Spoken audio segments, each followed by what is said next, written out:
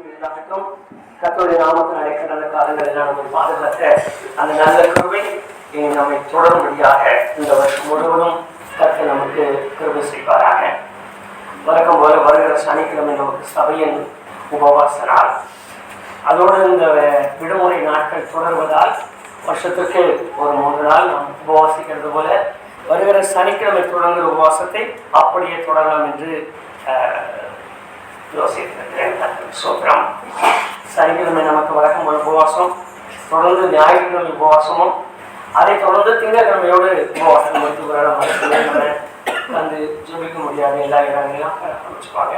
கற்றுக்கு சித்தமானால் வருகிற சனி ஞாயிறு 3 நாள் இங்கு உபவாசம் இருக்கும். உபவாசத்தில் உங்களுக்கு மனம் போல நீங்கள் கற்றுக்காக எதற்காக செய்யலாம். எங்களுக்கு இந்த ஏற்பட்ட நேரத்தில் டீயோ பாலோ காஃபியோ எதை கொடுத்தாலும் நாங்கள் ஏற்றுக் கொடுக்கிறோம். கற்றுக்கு சோத்திரம் ஆகட்டும். 3 நாள் உபவாசிக்கிறவர்களும் உபவாசிக்கலாம். ஒருவேளை உணவோடு 3 நாள் உபவாசிக்கலாம். 3 வேளையை சாப்பிட்டு உபவாசிக்க வேண்டாங்க. அது ஒன்று மட்டும் நான் உங்களுக்கு ஆலோசனையாக தரேன். சாப்பிட்டு உபவாசத்துக்கு வரும்போது அது உபவாசத்துக்கு சேராது. அது கொஞ்சம் கிரியைகளை குறைச்சிடும். அதனால இந்த விஷயத்துல நீங்கள் கொஞ்சம் ஜாக்கிரதை. மகிமையோட ஆகட்டும். அதோடு இன்றைக்கு விசேஷமாக நமக்கு முதல் ஞாயிற்றுக்கிழமை, இந்த வருஷத்தின் முதல் ஞாயிற்றுக்கிழமை கர்த்தருடைய சமூகத்தில் பாடி துதித்து அவர் கரத்தில் ஒப்பு கொடுக்கிற ஒரு நாள்.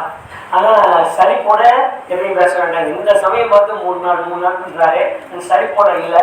நான் உபவாசிக்கிற என்னோட சேர்ந்துக்கிறவங்க கர்த்தருக்கு சொல்றேன். சரி, கர்த்தருக்கு மகிமையோடு ஆகட்டும். வருகிற சனிக்கிழமை உபவாசம், ஞாயிற்றுக்கிழமை நமக்கு கர்த்தருடைய பந்தி இருக்கிறது, மற்ற ஆராதனை இருக்கிறது. எல்லாவற்றையும் செயல்படுத்தி தான் உபவாசத்தில் இருக்கிறோம், ஜெபிக்கிறோம். இடையிடையே அவ்வப்பொழுது நமக்கு காரியங்கள் அறிவிக்கப்படும். உபவாசம் எல்லாம் முடிந்த பின்பு மற்ற காரியங்களை நாம் கவனிக்கலாம். அப்படி இன்றைக்கு சண்டை கிளாஸ் இருக்காது. உபவாசம் கூட்டத்தை முடிச்சுட்டு ஊழியர்கள் சண்டை கிளாஸ் எல்லாமே நம்ம தொடங்கலாம். கர்த்தருக்கு மகிமையோட ஆகட்டும். நான் வேத புஸ்தகத்திலிருந்து ஒரு பாகத்தை வாசிக்கலாம்.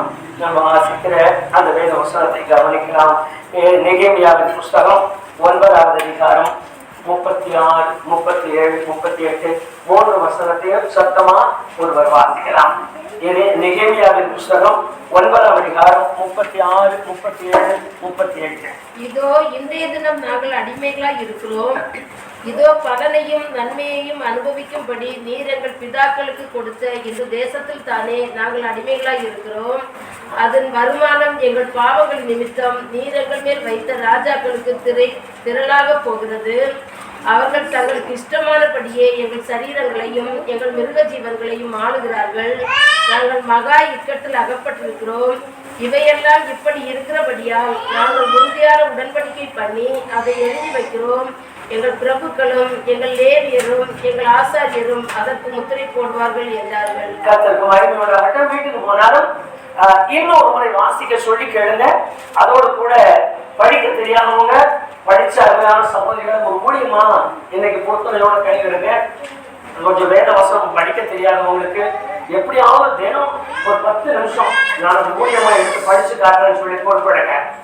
மேட புஸ்தகமும் நமக்கு தெரு புஸ்தகமும் குடும்ப சந்திப்புங்கிறத ஒரு காரியத்தை விட ரொம்ப விசேஷமான முதல் ஊழியம். படிக்க தெரியாத ஒருத்தர்கிட்ட பக்கத்துல உட்கார்ந்து ஒரு 10 நிமிஷம் ஒரு அதிகாரத்தை படிச்சு காட்டுறது தான் நமக்கு பெரிய ஊழியம். அந்த ஊழியத்தை செய்யறதுக்கு எனக்கு ஒரு நல்ல பொறுப்போடு ஒப்புக்கொடுங்க. நீங்களும் வளர்ந்தீர்கள், சபையும் வளரும். படிச்சதுக்கு நானும் படிச்சிருக்கேன், மற்றவங்களுக்கு படிச்சு காட்டுறேன். அவங்க கேட்கறது போல சொல்லுங்க. நம்ம சபை அம்மா ஐயாமலாம் வீட்டுக்கு ஓட்டமாக கேளுங்க. ஒரு 10 நிமிஷம் ஒதுக்குன்னு சொல்லி உட்கார்ந்து அதை நல்லா படிச்சு காட்டுங்க. இந்த வேத வசனத்துல ரொம்ப விசேஷமான ஒரு காரியத்தை நாம் வாசிக்கலாம். ஒன்று, நாங்கள் அடிமைகளாய் இருக்கிறோம்.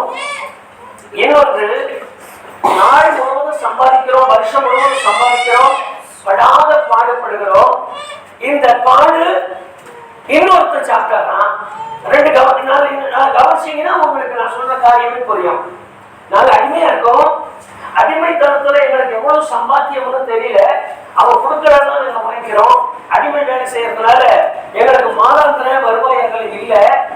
அந்த வருவாயமும் அதிகாரிப்படுகிறான். கர்த்தருக்கு ஸ்தோத்திரம்.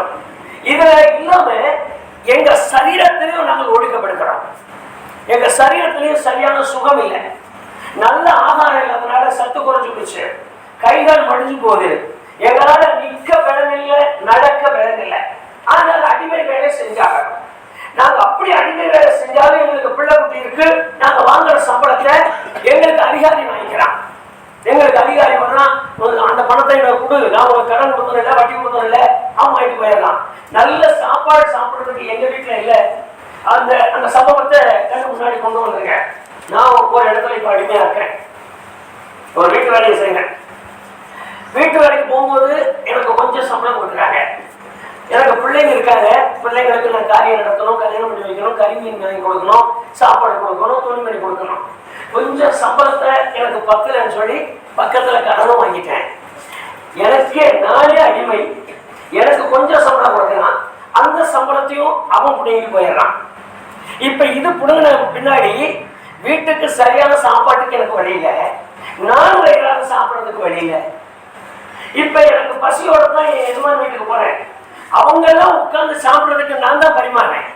கறி போடுறேன், மீன் போடுறேன், அவங்க கேட்கறது அவங்களுக்கு செஞ்சு கொடுக்குறேன். அந்த வாசம் நான் செய்யறதையெல்லாம் பார்க்கும்போது என்னால சகிக்க முடியல. நானும் புரியுது இல்லைங்களா, நான் சாப்பிட முடியல. நான் பார்த்துட்டு கல்ல இருக்கேன், அவன் சாப்பிடறான். சாப்பிடறான்னு பார்த்து நான் பதைக்கிறேன். இந்த பதைப்புல எனக்கு நல்ல ஆகாரம் இல்லாதனால என் சரீரமும் உருவழிஞ்சு போயிருக்கு. கர்த்தருக்கு ஸ்தோத்திரம். ஒரு மனுஷன், ஒரு மக்களுடைய நிலைமை எவ்வளவு கொடூரமா இருக்குன்னு கவனிங்க. இப்ப இந்த நிலையில் தான் நாங்கள் எல்லாரும் ஒரு தீர்மானம் பண்ணியிருக்கிறோம். மறுபடியும் போய் எங்க நிலத்தை அனுமானம் வைக்கிற தீர்மானம் இல்ல, எங்களுடைய நல்ல நெட்டை எல்லாத்தையும் கொடுக்கறது எங்ககிட்ட ஒன்றும் இல்லை. வீடும் வாடகை, காலி பண்ண சொன்னா காலி பண்ணிடுவோம். நாங்க அப்படி ஒரு நிலையில் இருக்கிறோம். இப்ப நாங்க வாழ்றதுக்கு எங்களுக்கு அடுத்த வழி அரசையும் சொல்ல முடியல, அரசனையும் சொல்ல முடியல, அரசாட்சியும் சொல்ல முடியல. எங்க நிலைமை அப்படி இருக்கிறதுனால இப்ப நாங்க எல்லாரும் ஒன்று சேர்ந்து உமக்கு முன்பாக ஒரு உடன்படிக்கை செய்கிறோம். அப்படி முடிவெடுத்த ஜனங்கள் உமக்கு முன்பாக நாம் ஒரு உடன்படிக்கை செய்யறோம். இந்த உடன்படிக்கை என்னன்னா, நான் வாயத்திலிருந்து சொல்ற உடன்படிக்கையோடு நிற்காமல் நாங்க பத்திரமாவே எழுதி உங்க சமூகத்துல வச்சுட்டு அதுக்கு நாங்க ஆமேன்னு சொல்லி சாட்சியம் போடுறீங்க. கர்த்தருக்கு ஸ்தோத்திரம். ஒரு கூட்டம் என்ன மாதிரி ஞானத்தோட செயல்பட்டு இருக்காங்கன்னு கவனிங்க.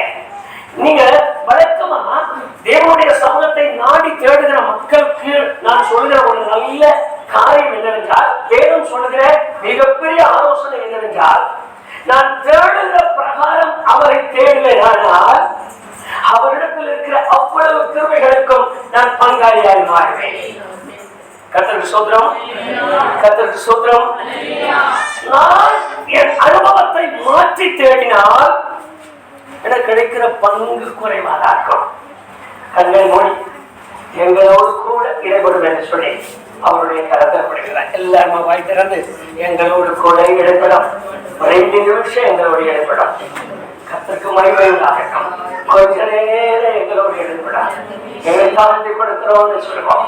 எல்லா முதல் ஆரம்பலையாக்கு நம்மால் வாழ முடியாது, நம்முடைய விடம் போதாது, நம்முடைய சக்தி பத்தாது. ஒரு முறை நாம் ரொம்ப பலசாலிகளாய் ரொம்ப சம்பாதிக்கிறோம் என்றால் மற்றொரு முறை அவர் இல்லாமல் நம்மால் வந்து செய்ய முடியாது. கர்த்தருக்கு மகிமை உண்டாகட்டும், கர்த்தருக்கு மகிமை உண்டாகட்டும். ஹல்லேலூயா, ஹல்லேலூயா, ஹல்லேலூயா. நீரின்றி என்னாலே பாரே ஏழும் நான் செய்தேன் நீரின்றி என்னாலே பாரே ஏழும் நான் செய்தேன் சேர்த்தே வழுவார் என்னை காத்து உமக்காகவே சேர்த்தே வழுவார் என்னை காத்து உமக்காகவே. அன்பின் தெய்வமே, முதலில் எங்களோடு கூட இடைப்படும். எத்தனையோ நாட்கள் என்னுடைய ஆசீர்வாதத்தை, என்னுடைய சுதந்திர பாகத்தை நாங்கள் பெற்று அனுபவிக்க வேண்டிய கிருபையை, மகிமையை இழந்து போயிருக்கிறோம். இந்த ஆண்டு ஒன்று கூட நாங்கள் இழக்கக்கூடாது, ஒன்றை நாங்கள் இழந்து விடக்கூடாது. எல்லாவற்றையும் பெற்றுக்கொள்ளத்தக்கதாக நாங்கள் செய்ய வேண்டியதை எங்களுக்கு சொல்லித்தார். ஒவ்வொரு கிருபை எங்களை சூழ்ந்திருக்கட்டும். இயேசு கிறிஸ்துவின் நாமத்தில் ஜெபிக்கிறோம் பிதாவே. ஆமென். சரி, கர்த்தருக்கு மகிமை உண்டாகட்டும். நம்முடைய ஆண்டுகளை பொறுத்த வரைக்கும் நாம் அறிந்து கொள்ள வேண்டிய முக்கியமான காரியம் ஒன்று இருக்கிறது. அந்த காரியம் என்னவென்றால், நீங்க வாசிக்கலாம்,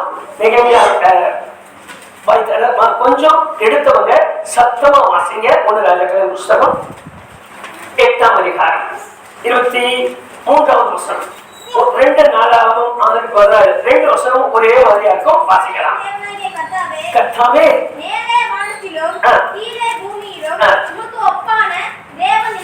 இல்லை, நாங்கள் முழு இருதயத்தோடும் உமக்கு முன்பாக நடக்கிற உமது அடியாருக்கு உடன்படிக்கையையும் கிருபையையும் காத்திருக்கிறோம். இன்னொரு படிங்க.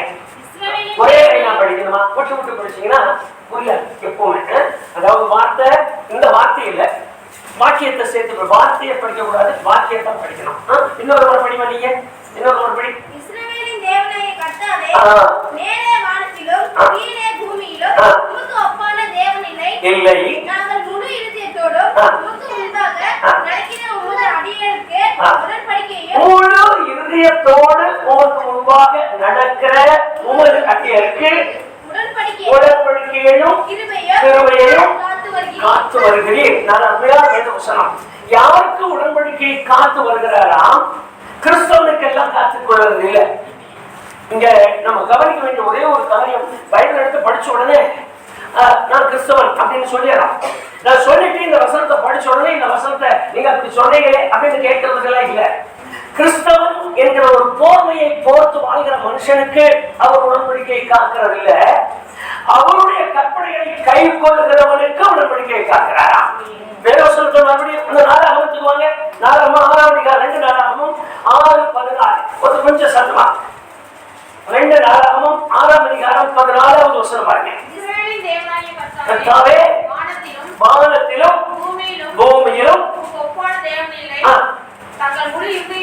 தங்கள் முழு இருதயத்தோடும் முன்பாக நடக்கிற உங்கள் அடியாருக்கு கர்த்தருக்கு ஸ்தோத்திரம். எல்லாரும் அலையிலே சொல்லுமா? யாருக்கெல்லாம் இந்த வார்த்தை புரிஞ்சவங்க மட்டும் ஒரு அலையிலே சொல்லுங்க. கர்த்தருக்கு ஸ்தோத்திரம். யாருக்கு உடன்படிக்கையையும் கிருபையையும் நம்முடைய தேவன் காக்கிறார் என்றால், தேங்காய் உடைக்கிறவங்களுக்கு இல்லை. நான் உங்களுக்கு ஒரு நிமிஷம் மனத்தை கொடுத்துறேன், நான் உங்களுக்கு பூஜை போட்டுறேன், நான் உங்களுக்கு மாலை போடுறேன், நான் இவ்வளவு நாள் இருந்துட்டு வரேன்னு சொல்றவங்களுக்கு எல்லாம் காக்கிறது இல்லை.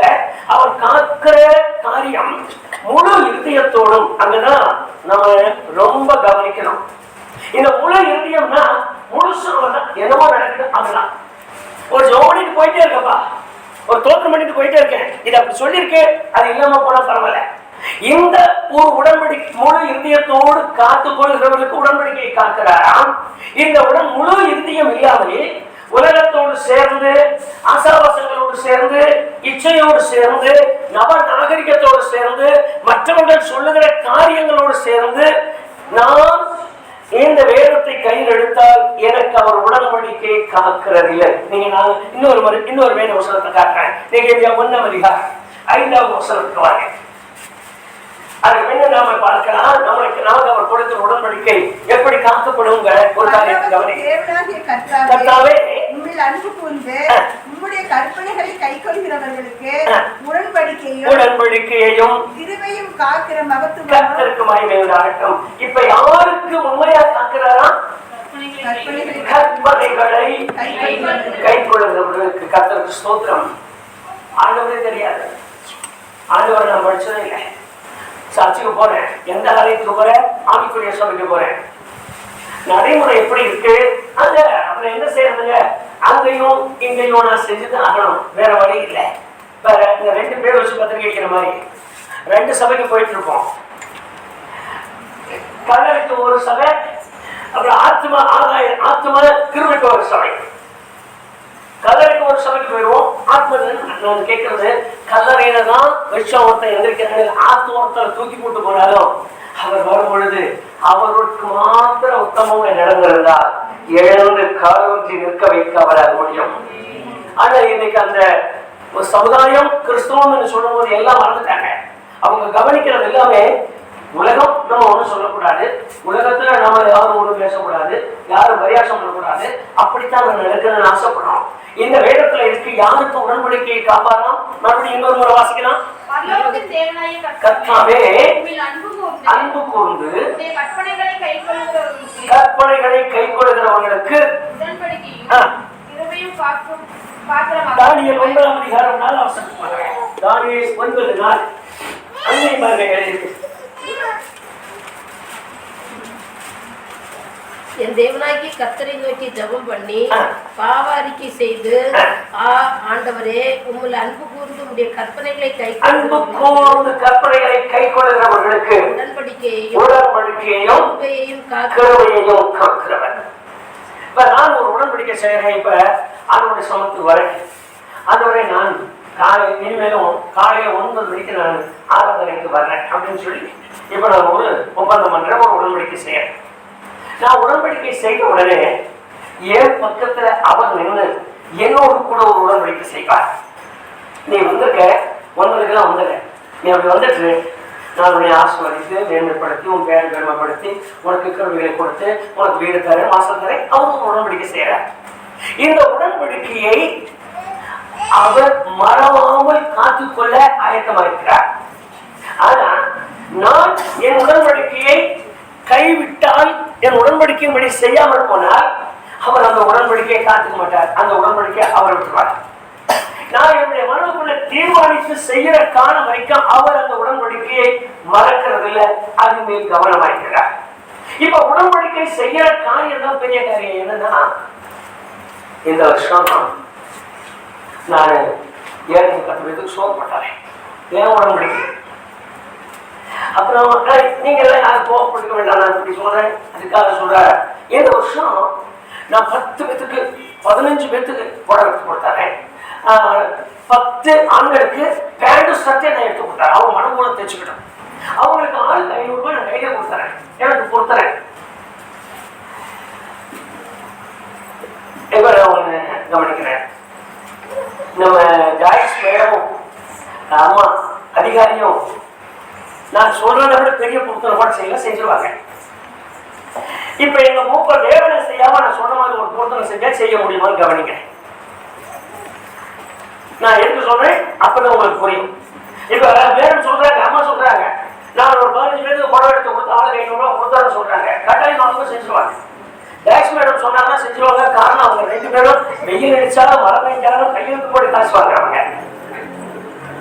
நமக்கு மழை பெஞ்சா காசு கிடைக்காது, அதுவும் வாரம் ஒரு வாரம் காசு கிடைக்கும். அப்புறம் ஒரு வாரத்துக்கு எடுனா கூட கிடைக்காது. அப்படி இருக்கிற நிலையில இப்ப தேவனை செய்யா எந்திரிச்சு சொல்ற 15 பேருக்கு நான் பணம் வாங்கி கொடுத்து 15 பேருக்கு நான் சோறு போட்டாங்கன்னு அவர் பொருத்தனை பண்றார்.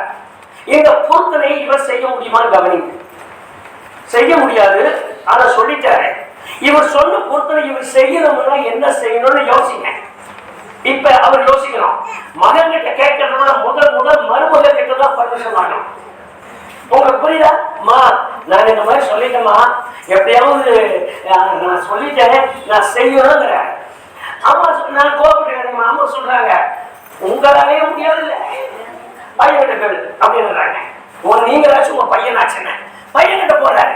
பையன்கிட்ட கேட்கிறாரு, தம்பி நான் இந்த மாதிரி ஒரு உடன்படிக்கை செஞ்சிருக்கேன், பொருத்தனை செஞ்சிருக்கேன், இந்த பொருத்தனையை நான் செய்யணும்பா, என்ன செய்யலாம்? நீ வேற ஒண்ணுப்பா, மாசம் எனக்கு வர்றதுக்கு நான் வண்டிக்கு நான் வீட்டுக்கு வாங்குறது, பிள்ளைங்களுக்கு நான் துணிமணி எடுக்கிறது எல்லாம் சேர்ந்தா எனக்கு 3 ரூபா பத்தாது. இந்த 3 ரூபாயே சத்யா கிட்ட சொல்லி எப்படியாவது அவங்க வீட்டுல கேட்கறது இருக்கேன். நீங்க பேச்சுவார்த்தைக்கு நான் சொல்றேன், ஏதாவது நான் இதை சொல்ல நீங்க புரிஞ்சுக்கிறதுக்காக நம்முடைய நடைமுறை சொல்றேன். நானே அங்கவங்களான்னு இருக்கேன். நீ யாருக்கு எடுத்துக்கிட்டு இந்த பொருத்தனை செஞ்ச வார்த்தை வருது இல்லையா? இந்த வார்த்தை வரும்போதே வேதவசனத்துல எழுதியிருக்கு. அது கொஞ்சம் வாசிங்க, நீதிமொழிகள்ல எடுத்தவங்க வாசிங்க. நீதிமொழிகளின் புஸ்தகத்துல எழுதியிருக்கு பாருங்க. பொருத்தனையை குறிச்சு எழுதும்போது அருமையா அந்த மனுஷன் எழுதுறாரு, நீ கர்த்தருக்கு முன்பாக பொருத்தனை செய்து கொண்டால் அதை பண்ணிக்கொண்டால் தாமதியாதே. அவர் யாரில் பிரியப்படுறது இல்லையா? கர்த்தருக்கு மகிமை உண்டாகட்டும். யார்கிட்ட பிரியப்படுறது இல்லையா? மூடனை. அப்ப மூடனை பிரியப்படுறதுன்னு சொன்னா முட்டாள அவர் நம்புறதில்லைன்னு அர்த்தம் இல்லை. அதோட அர்த்தத்தை நீங்க நல்லா கவனிச்சுங்க. முட்டாள் பொருத்தனை பண்றான் அவனுக்கு இல்ல. சேவியர் இப்ப 20,000க்கு சர்ச்சுக்கு ஒரு ஸ்பீக்கர் மைக் செட் எல்லாம் வாங்கி கொடுக்குறேன்னு சொல்லிட்டாரு. அம்மா கிட்ட கேட்காமே சொல்லிட்டாரு. சேவியர் நினைச்சிருந்தாரு போனஸ் 20-25 வரும், அம்மாவுக்கு 5 கொடுத்துடலாம், 15 நான் சர்ச்சுக்கு கொடுத்துறேன்னு சொன்னாரு நினைச்சாரு. ஆனா சேவியருக்கு இப்ப 5 ரூபா தான் போனஸே வந்தது, 15 ரூபாய் வரல. இப்ப சேவியர் இந்த பொருத்தனையை செய்யணுமா செய்யக்கூடாதான்னு முடிவு பண்ணுங்க. இப்ப எப்படி செய்வார் அவர் பொருத்தனை? செய்யாத போன மூடன் இல்லை. செய்யறதுக்கு முன்ன எனக்கு தகுதியான யோசிக்காம போறவனுக்கு பேர் தான் கர்த்தருக்கு ஸ்தோத்திரம். புரிஞ்சுக்கிட்டீங்களா? கர்த்தருக்கு மகிமையோட அடக்கம். எனக்கு செய்ய முடியும் நான் 9 மணிக்கு ஆராதனைக்கு வர்றதுக்கு. எனக்கு செய்ய முடியும் நான் வாரத்துல ஒரு நாள் ஆலயத்தை கூட்டி விடுறதுக்கு. எனக்கு செய்ய முடியும் நான் கழுவி விடுறதுக்கு. எனக்கு செய்ய முடியும் நான் ஊழியத்துக்கு போறதுக்கு. எனக்கு செய்ய முடியும் நான் கொஞ்சம் எடுத்து வேத புத்தகத்தை எடுத்து இன்னொரு பக்கத்துல போய் உட்கார்ந்து நான் கொஞ்ச நேரம் படிக்கிற கேளுன்னு சொல்றதுக்கு. எனக்கு செய்ய முடிஞ்ச ஊழியத்துக்கு நான் பொருத்தனை பண்ணல. நான் செய்ய முடியாத பொருத்தனை பண்ணிட்டு முடிக்கிற பாரு அவங்களுக்கு பேர் தான் கர்த்தருக்கு ஸ்தோத்திரம். ஏதோ சொல்ற மூடன் அவங்க. அப்புறம் நீங்க முடிக்கிட்டீங்க. சரி, இப்ப எனக்கு செய்ய முடிஞ்சது நான் செய்யறதுக்கு எனக்கு மனசுல நான் வர்றதே 10:30 மணிக்கு உள்ள வரேன். நான் 10:30க்கு உள்ள வர்றேனே, இந்த வேலையை என்னால செய்ய முடியல. டியூட்டிக்கு 8 மணிக்கு போறேன், ஆராதனை டியூட்டிக்கு 10 மணிக்கு வர்றேன். அந்த 8 மணிக்கு என்னால ஆராதனைக்கு வர முடியல. நான் அள்ளி அள்ளி அளந்து என் வீட்டிலிருந்து கொடுத்தாலும் அது பொருத்தனை இல்லை. அதுல தேவன் வேலையப்பட மாட்டார். அப்படி பொருத்தனையை செஞ்சு நீங்க மூடராயினாங்க. ரொம்ப கவனமா இருக்க. கர்த்தருடைய சமூகத்துக்கு எதை செய்ய முடியுமோ அதை தான் நான் செய்யணும். அப்படிப்பட்ட ஒரு நல்ல தகுதிக்கு வந்தேன் சார். இப்ப இந்த கற்பனையை நான் கை கொண்டு நடந்தால், நான் செய்யற காரியத்துல கவனமாய் நடந்தால், அவர் எனக்கு கொடுக்கிற வாக்குத்தத்தத்தை கவனிங்க. நான் ஒரே ஒரு வேத வசனத்தை வாசிக்கலாம். 33வது அதிகாரம் எரேமியாவின் புஸ்தகம் 9வது வசனத்தை வாசிக்கலாம். நான் அப்படியே முடிச்சிடலாம். நான் அவர்களுக்கு செய்ய நன்மையெல்லாம் கேட்க போகிற பூமியின் எல்லா அவர்களுக்கு செய்யும் நன்மையை எல்லாம் கேட்க போகிற பூமியின் எல்லா ஜாதிகளும் முன்பாக அது எனக்கு மகிழ்ச்சியுள்ள கீர்த்தியாயும் புகழ்ச்சியாயும் மகிமையாயும் இருக்கு. இந்த வருஷத்துல கர்த்தர் நமக்கு கொடுக்கிற மிகப்பெரிய வாக்குத்தத்தம்.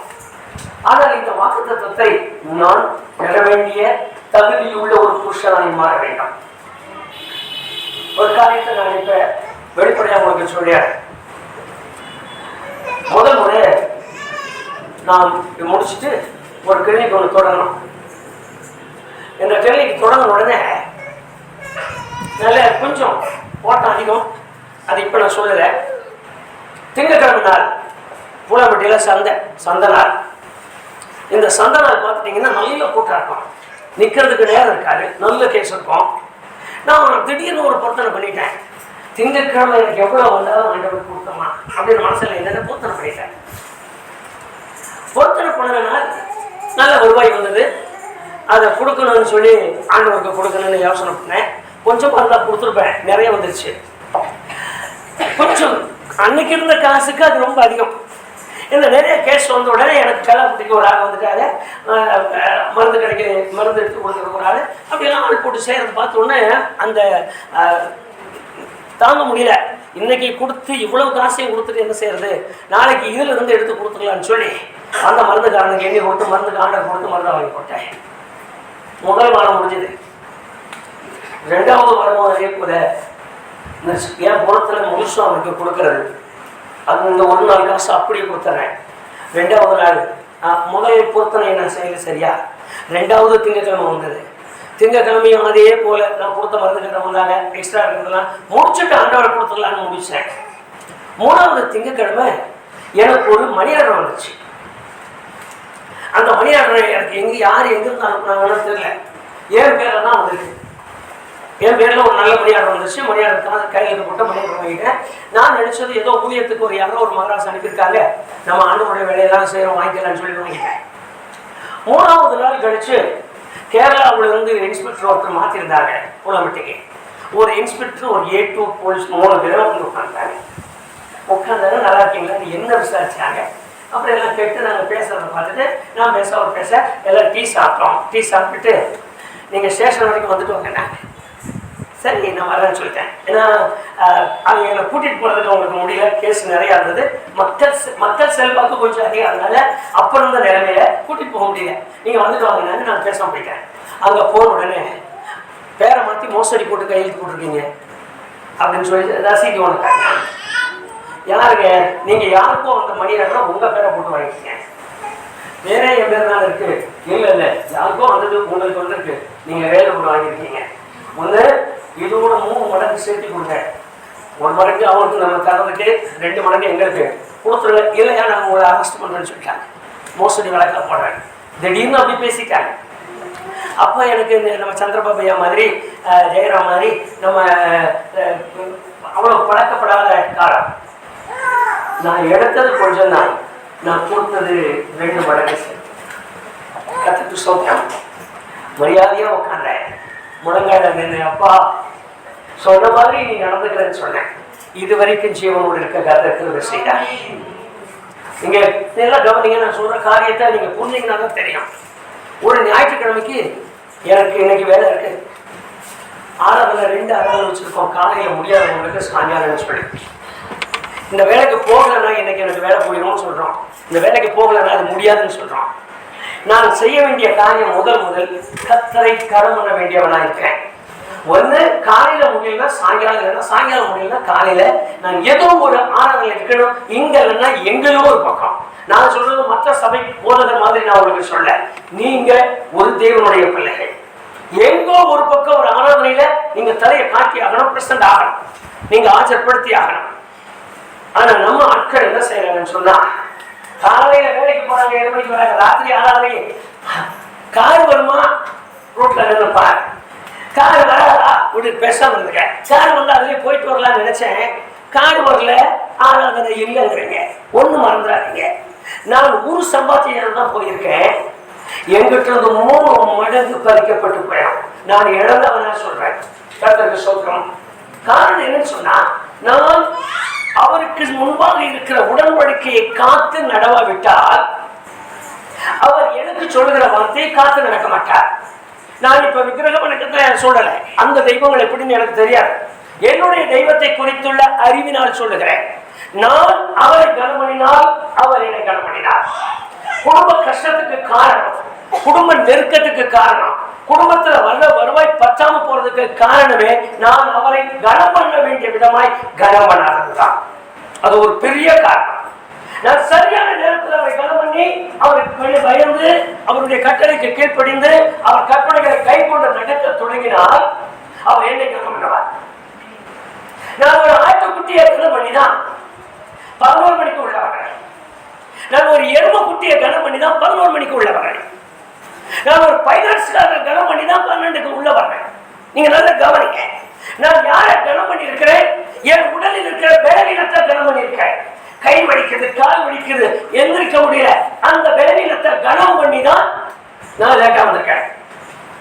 இன்னுமே நான் சொல்றேன், என் பேர பிள்ளைய கனம் பண்ணி தான் வந்திருக்கேன். நான் லேட்டா தூங்குறாங்க, தூக்கம் கெட்டு போயிருங்க. ஒரு தாத்தா பாட்டிய தூக்கம் கெட்டு போயிருங்க. ஏமா தூக்கி கையில வச்சுக்கிட்டு இங்க இருக்க வேண்டாம், நாசரேத்துக்கு போயிரு, பிள்ளைய கொள்ள வர்றாங்கன்னு சொன்ன உடனே தூங்கதான் தூக்கிட்டு வெடியறதுக்குள்ள நாசரேத்துக்கு போறாங்க. கர்த்தருக்கு ஸ்தோத்திரம் உண்டாகட்டும். யாருக்காக தெரியுமா? எனக்காக அவர் தூக்கம் கெட்டு இருக்க. அவருக்காக எவ்வளவு தூக்கம் கெட்ட நேரமே இல்லையா? நான் கேட்கறது என்னன்னா, எக்ரிமெண்டா இன்னைக்கு ராத்திரி 3 மணியோட எக்ரிமெண்ட் முடியுது, மறுபடியும் கண்ணு மூடப்படாது. 2 மணியோட எக்ரிமெண்ட் முடியுது, மறுபடியும் சாப்பிடப்படாது. ஏதாவது எனக்கு ஒப்பந்தம் இருக்கா? அடுத்த நாள் எனக்கு தான், அடுத்த ராத்திரி எனக்கு தான், அடுத்த நாளைக்கு எனக்கு தான், நாளான்னைக்கு எனக்கு தான். எனக்காக தான் தேவன் நாட்களை கடத்தி கொண்டே போகிறார். நானும் என் பிள்ளைகளும் சுகமா இருக்க. இங்க இருக்கிற ஐயாமா இருக்குன்னு சொல்றேன், அம்மாமா இருக்குன்னு சொல்றேன். கர்த்தரை கனம் பண்ணாமல் போனால் ஒரு நாளும் மேல ஓங்க முடியாது. உங்களுக்கு எத்தனை தீர்க்கதரிசி வந்து சொன்னாலும் சரி, இந்த வேதத்துல எழுதியிருக்கு, என் கற்பனைகளை கை கொண்டு என் கற்பனைகளை கீழ்ப்படிந்தால் அவர்களுக்கு உடன்படிக்கையையும் கிருபையையும் காத்து வருகிற தேவன். கர்த்தருக்கு ஸ்தோத்திரம். இப்ப அவர் காத்து வருகிற காரியத்தை மட்டும் நான் வேற வசனத்துக்குள்ள உங்களுக்கு காண்பிக்கிறேன். நீங்கள் வாசிக்கலாம். எரேமியா 33:9 மறுபடியும் ஒரு முறை அந்த கடைசி பாகத்துக்கு வந்துருங்க. நன்மை எல்லாம், எல்லா நன்மைகளும், எல்லா சமாதானத்தின் நிமித்தமும் இவர்கள் பயந்து நடுங்குவார்கள் என்று இஸ்ரவேலின் தேவனாகிய கர்த்தர் சொல்கிறார். கர்த்தருக்கு ஸ்தோத்திரம். அங்க எழுதி இருக்கிற அந்த வார்த்தையினுடைய முழு பகுதி என்னன்னு சொன்னா, நான் என் ஜனங்களுக்கு செய்ய வேண்டும் என்று நன்மையானவைகளை என் மனதிலே தீர்மானித்து வைத்திருக்கிறேன். எத்தனை நன்மைன்னு சொல்லல, அவர் தம்முடைய பிள்ளைகளுக்கு செய்யும்படி ஏராளமான நன்மைகளை மனதிலே தீர்மானித்து வைத்திருக்கிறார். நல்ல சம்பாத்தியம் கொடுக்கணும், நல்ல ட்ரெஸ் போட்டு பார்க்கணும். எனக்கு என்னுடைய அனுபவத்துல எனக்கு தெரிஞ்சது, என்னை சாப்பிட வச்சு நான் சாப்பிட்டுட்டு வயிறை தொடச்சு வயிறு நிறைஞ்சு வெளியே வரும்போது என்னை பார்த்து திருப்தி அடைகிற ஒரு தேவன் எனக்கு இருக்கிறார். கர்த்தருக்கு ஸ்தோத்திரம். என்ன ஒண்ணு, என்னை உடுக்க வைத்து நான் நடக்கும்போது அந்த உடுப்பு என் கலருக்கு மேற்சாக்காக என்னை கவனிக்கிற தேவன் உயிருள்ளவராக இருக்கிறார். எங்க நான் சுருக்கமா சொல்றேன், என்னை நடக்க வைத்து எனக்கு முன்னும் பின்னும் ரசிக்கிற தேவன் என்னுடைய தேவனாக இருக்கிறார். அது நமக்கு தெரியணும். முதல்ல நான் தெரிஞ்சாதான் இந்த கிருபைகளை வாங்கணும். எனக்கென்று வைத்திருக்கிற நன்மைகள், இந்த நன்மைகள் பூமியில் இருக்கிற சகல ஜாதிகளும் கண்டு ஆச்சரியப்படுவார்களா, இவ்வளவு நன்மையா அவர் கரத்தில் இருந்தா, அவர் கையில் இருந்தா இந்த நன்மைகள் இவ்வளவு கிடைச்சிருக்கா, இவ்வளவு இருக்கா. இந்த நன்மைகளை கொடுக்கிற விதம் பாருங்க. அந்த வேத வசனத்தை மறுபடியும் வாசிங்க. நான் அவர்களுக்கு செய்யும் நன்மையெல்லாம் கேட்க போகிற பூமியின் எல்லா ஜாதிகளுக்கு முன்பாக எனக்கு மகிழ்ச்சியுள்ளதாயும் அவருக்கு மகிழ்ச்சியாய் இருக்கும்படி கீர்த்தியாயும் அவருக்கு கீர்த்தியாக அவருக்கு புகழ்ச்சியாய் இருக்கும்படி மகிமையாயும் இருக்கும்படி எனக்கு செய்வாரா. நீங்க இப்ப கவனிச்சிட்டீங்களா, டிவியில ஒருத்தர் வருவார், கோட்டு போட்டிருப்பாரு, டை கட்டியிருப்பாரு, சோப் போட்டிருப்பாரு, அவர் ரொம்ப ஜம்முன்னு இருப்பாரு. அவர் நீங்க அந்த பேர் எனக்கு ஞாபகமா வரல, அவர் 10 ரூபா வந்து என்னோட சொல்லுவார், நம்ம யாரும் தெரியுமா, ராஜாதி ராஜாவின் ஊழியக்காரர்கள், நம்ம சாதாரண இருக்கலாமா, நம்ம இப்படித்தான் இருக்கிறோம்பா. இந்த மாதிரி ஒரு விதத்துல ரொம்ப ஆச்சரியமானது. நீங்க அவர் இல்லாதனால நான் சொல்றேன் இல்லை, தினகரன் இருக்கும்போது அவர் ஒரு பெரிய காரியத்தை செய்யறார். அந்த ஐயா அவர் சொன்ன காரியம் என்ன தெரியுமா, முழு நேரம் ஊழியத்துக்கு வாங்க கூப்பிட்டாராம். கூப்பிட்ட உடனே அவர் சொன்னார், நான் முழு நேரம் ஊழியத்துக்கு வந்துடுறேன், ஆனா ஒண்ணு, எனக்கு கை வேணும், நல்ல சட்டை வேணும், பேண்ட் ஷூ வேணும், நான் இதுல ஒரு நாள் குறையக்கூடாதுன்னு சொன்னாராம். அதனால அவர் செத்து போன பின்னால அவருக்கு அந்த கோட்டு பேண்ட் ஷூவெல்லாம் மாட்டி அவர் கேட்டதுக்காகவே அவர் அடக்க வரைக்கும் குழியிலேயே அப்படி போட்டாங்க, அந்த ஷூவோடவே மாட்டிருக்காங்க. ஏன்னு கேட்டா அவர் ஆண்டவர்கிட்ட கேட்டார், அவருக்கு ஏராளமா கர்த்தர் கொடுத்தாருன்னு சொல்லி. கேட்க போற ஜனங்கள் ஆச்சரியப்படும்படி அவருக்கு மகிமையாய் எனக்கு நன்மை செய்யும்படி காத்திருக்கிறார். நான் மறுபடியும் அது உங்களுக்கு சொல்றேன். இப்ப அவருக்கு மகிமை உண்டாகும்படி எனக்கு நன்மை செய்கிறார்னா, அவர் சாதாரணமான தெய்வம் அல்ல, அவருக்கு சகலமும் கையடக்கமா இருக்கிறதால் எனக்கு செய்வது அவர் மகிமைக்கென்று செய்வாரா. நீங்க யாருக்கு பிள்ளைன்னு கேட்டீங்கன்னா, நீங்க யார் மனைவின்னு கேட்டோம், ஏட்டையா மனைவி, ஏட்டையா மனைவி ஒரு சாதாரணமா சந்தைக்கடையில போய் புடவை எடுத்துக்கிட்டாங்கன்னா எப்படி இருக்கும், அவங்களா போய் நின்றுட்டு அவங்களா யோசிப்பாங்க, நான் ஒரு 8 நிமிஷம் வந்துட்டு இப்படி இருக்கா, என்ன ஊர்ல என்ன சொல்லுவாங்க, நம்மளும் சொல்லுவோம் அவங்களும் சொல்லுவாங்க. அதனால எடுத்தாலும் எடுக்காத போனாலும் கோயம்புத்தூர் போய் கோடம்பாக்கம் புடவை எங்க இருக்குன்னு தேடி அதுல பட்டு அப்படி எடுத்துட்டு அப்படி வந்தாதான் அவங்களுக்கு இல்ல, அவர் செய்யற உத்தியோகத்துக்கு மகிமை. இப்ப என்னுடைய தேவன் மகா பெரியவராய் இருப்பதால் எனக்கு செய்ய போகிற காரியங்கள் எல்லாம் அவருக்கு மகிமையாய் செய்வாராம், அவருக்கு புகழ்ச்சியாய் செய்வாராம், அவருக்கு கீர்த்தியாய் செய்வாராம். இப்ப அவருக்கு மகிமை அவருக்கு கீர்த்தியாய் செய்யறதுன்னா அவர் சாதாரணமானவர் அல்ல. கர்த்தருக்கு ஸ்தோத்திரம். அதனாலதான் நம்ம அப்படி கொஞ்சம் பாருங்க, தாழ்மையில் இருந்தேன் தயவாய் நினைத்தீர் தேவனே. ஆமென் ஆமென்.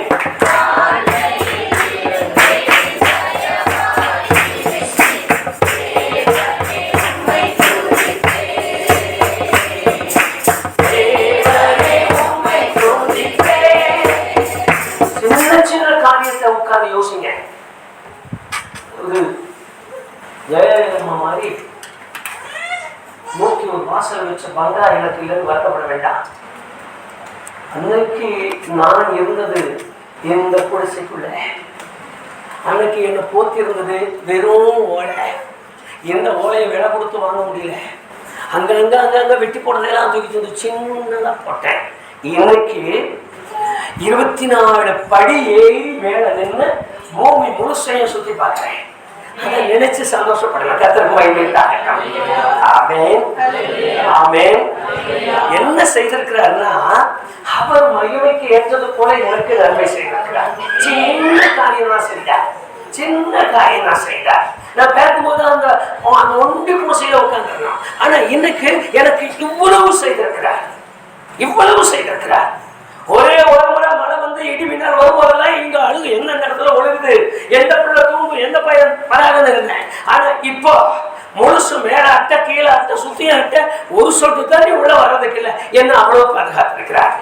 மகிமைக்கு ஏற்றது போல, மகிமைக்கு ஏற்றது போல. ஆமென். அந்த மகிமை மட்டும் கொஞ்சம் கவனிங்க. அந்த டைமுக்கு நான் உங்களுக்கு முடிச்சாரேன், நீங்க வாசிக்கலாம். அவருக்குள்ள மகிமை எப்படி இருக்குன்னு சொல்லி சங்கீதம் 148:13. ஆண்டவரை அறியாத மக்களுக்கு விளக்கமா நீங்க சொல்றது வாசிக்குமா?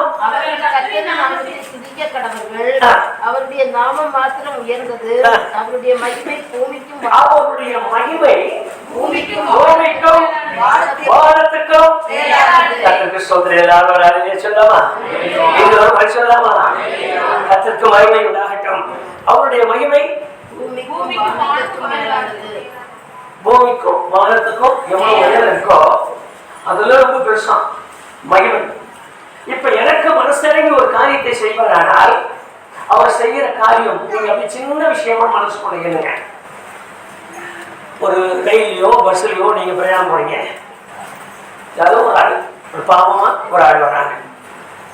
அவங்க வந்து நின்று உடனே நம்ம கிட்ட கையேந்துறாங்க. எல்லாரும் பாக்குறாங்க. நீங்க ஏதாவது ஒன்று கொடுக்கணும். நீங்க கொடுக்கறத 10 பைசா எடுத்து கொடுப்பீங்களான்னு கேட்பீங்க. பேண்ட் போட்டிருக்கோம், அருமையான புடவை இருக்கும், அல்லது அருமையான போட்டோ இருக்கும், ஒரு சூட்கேஸ் கையில் இருக்கு, ஏதோ ரொம்ப பந்தாவா இருக்கும். சுத்தி ஜனங்க நம்மளை பார்க்குறாங்க. பார்க்குறவங்களுக்கு முன்னால மணி பர்ஸை எடுத்தோம், பாக்கெட்ல கை விட்டோம், 10 பைசா எடுத்து கொடுப்போமான்னு கவனிங்க. அது கொடுக்கறதுக்கு முன்னே யோசிப்போம். எல்லாம் பார்க்குறாங்க, ஏன் தகுதிக்கு நான் எதையா கொடுக்கறது அப்படின்னு நினைச்சிட்டேன். எனக்கு இல்லைனால நான் ₹1 அரை முறை கொடுத்தா கண்டிப்பாக இருக்கும். பிள்ளைக்கு இது இல்லை, பிள்ளைகளா வாய்ப்புதான் வச்சிருக்கோம். ஆனா அவர் எத்தனை பேர் பார்க்குறாங்க தெரியுங்களா?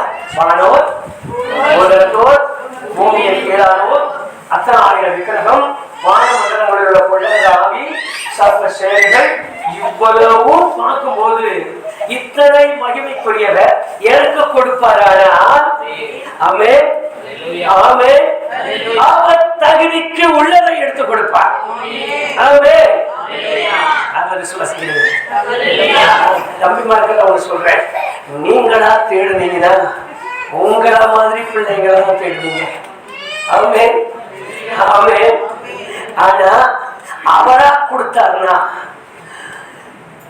சௌந்தரியம் உள்ளதா கொடுத்துருவார். கர்த்தருக்கு ஸ்தோத்திரம்.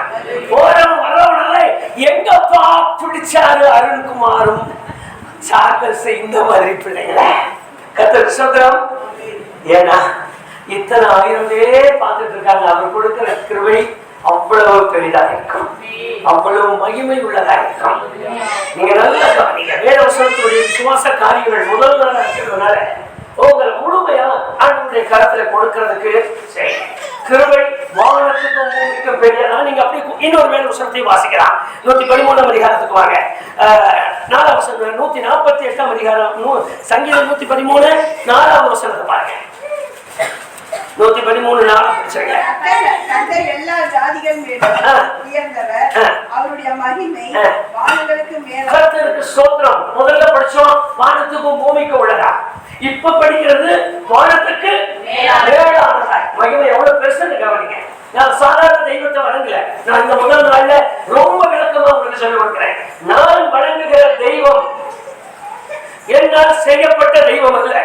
கர்த்தருக்கு ஸ்தோத்திரம், கர்த்தருக்கு ஸ்தோத்திரம். ஆமென், ஆமென்.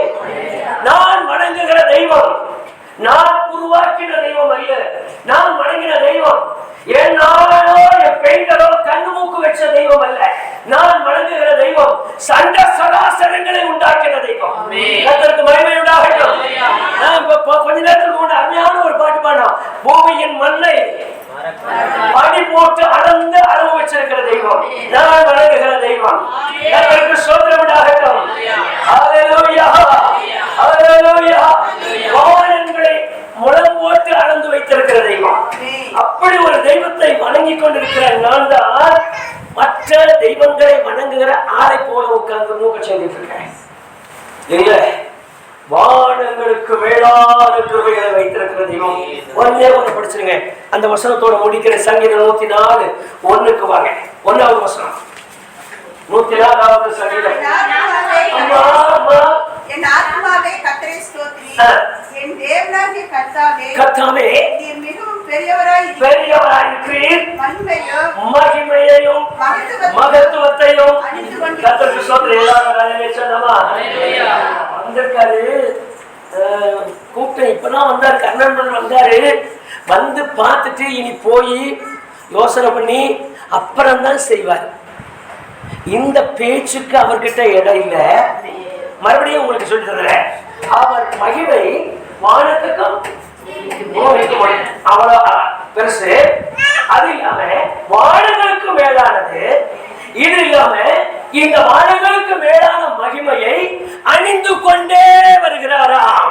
கர்த்தருக்கு ஸ்தோத்திரம் உண்டாகட்டும், கர்த்தருக்கு ஸ்தோத்திரம் உண்டாகட்டும். கூப்பிட்டீங்கன்னு வச்சுங்க. நான் கூப்பிட்டேன்னு சொன்னா சும்மா எந்திரிச்சு அவசரம் முடியாது. கூப்பிட்டீங்களா சரி, கூப்பிட்டீங்களா? ஐயோ அவசரமா வந்துட்டேன், இப்ப போயிட்டு நான் ஒரு 2 மணி நேரத்துல திரும்பி வரேன் அப்படி சொல்றது இல்லை. அங்கிருந்து வரும்போதே ஆமே ஆமே நான் மறுபடியும் என்னை சந்திக்க வரும்பொழுது வானங்களுக்கு மேலான மகிமையை அணிந்து கொண்டவராய் இறங்கி வருகிறார். கர்த்தருக்கு ஸ்தோத்திரம் உண்டாகட்டும். ஹல்லேலூயா. அதிகாரங்களை அடக்குகிற மகிமை, வல்லமையை ஒடுக்குகிற மகிமை, சூரியங்களை மாயுதமாக பண்ணுகிற மகிமை, கிடந்தவரை தூக்கி விடுகிற மகிமை, படுக்கையில் இருக்கிறவரை எழுப்புகிற மகிமை, நாளை கிடந்த நாற்றத்தை மாற்றி அவரை கட்டமைத்து என்று சொல்லுகிற மகிமைக்கு உரியவராய் இறங்கி வருகிறார். என்னை தேடி சொல்ல மாட்டீங்க, நீங்க சொல்ல மாட்டீங்க. கர்த்தருக்கு ஸ்தோத்திரம், கர்த்தருக்கு ஸ்தோத்திரம். ஆனா இவ்வளவும் தெரிஞ்சுக்கிட்டு தான் ஒரே ஒரு எலுமிச்சம்பழம் போதும் எத்தனை பேர் என்ன ஆக்கி வச்சிடலாம். நாளைக்கு ஒன்றும் வேண்டாம். இப்பவே நான் இப்ப வெளிப்படையா சொன்ன நீங்க கவனிச்சுக்க. ஒரு எலுமிச்சம்பழத்தை நானே வாங்கி கொண்டு வந்து இந்த ஜாயிசமா போட்டு வாசப்படியில போட்டு வந்து நினைப்பேன். நம்ப வேண்டியதே பெரிய பெரிய விசுவாசி எல்லாம் திட்டணும். ஏன் அவங்க எல்லாம் திட்டணும்? இந்த அம்மா வடியில வாசல்ல வச்சுட்டு வந்துருந்தா போதும். இவ்வளவுதான் வசனம் கேட்டாங்க. நாளைக்கு காலையில டீச்சர் அம்மாவுக்கு போன் போயிடும். டீச்சர் என்னன்னே தெரியல, யாருக்குமே வரல, யாருமே வரல. கர்த்தருக்கு ஸ்தோத்திரம். யாருமே வரல என்று சொல்லலாம். புத்தியுள்ள பிள்ளையா இருந்தா அங்கிருந்து அத நீயா போ அப்படின்னு தூக்கிட்டு போயிருக்காங்க. அதுக்கு மேல நான் சொல்ல. கர்த்தருக்கு மகிமையுண்டாகட்டும். நேற்று நைட்டு வந்தார் இல்ல சார், நேற்று நைட்டு உங்களை விசாரிக்க வந்தார் இல்ல, அவர் சும்மா வரல.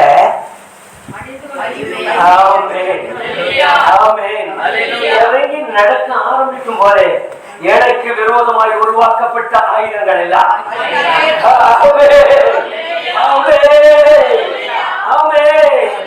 ஒரு வழியா புறப்பட்டு வாசப்படிக்கிட்ட வந்து நின்னா அவர் அணிந்து கொண்டு வரும்போதே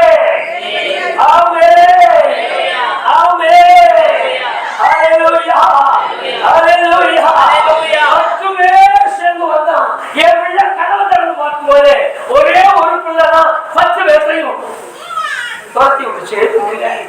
10 பேர் உங்களில் ஒருவன் 10 பேரை துரத்துவான், 10 பேர் 100 பேரை துரத்துவான். எல்லாம் படிச்சு முடிச்சுக்கிட்டோம்.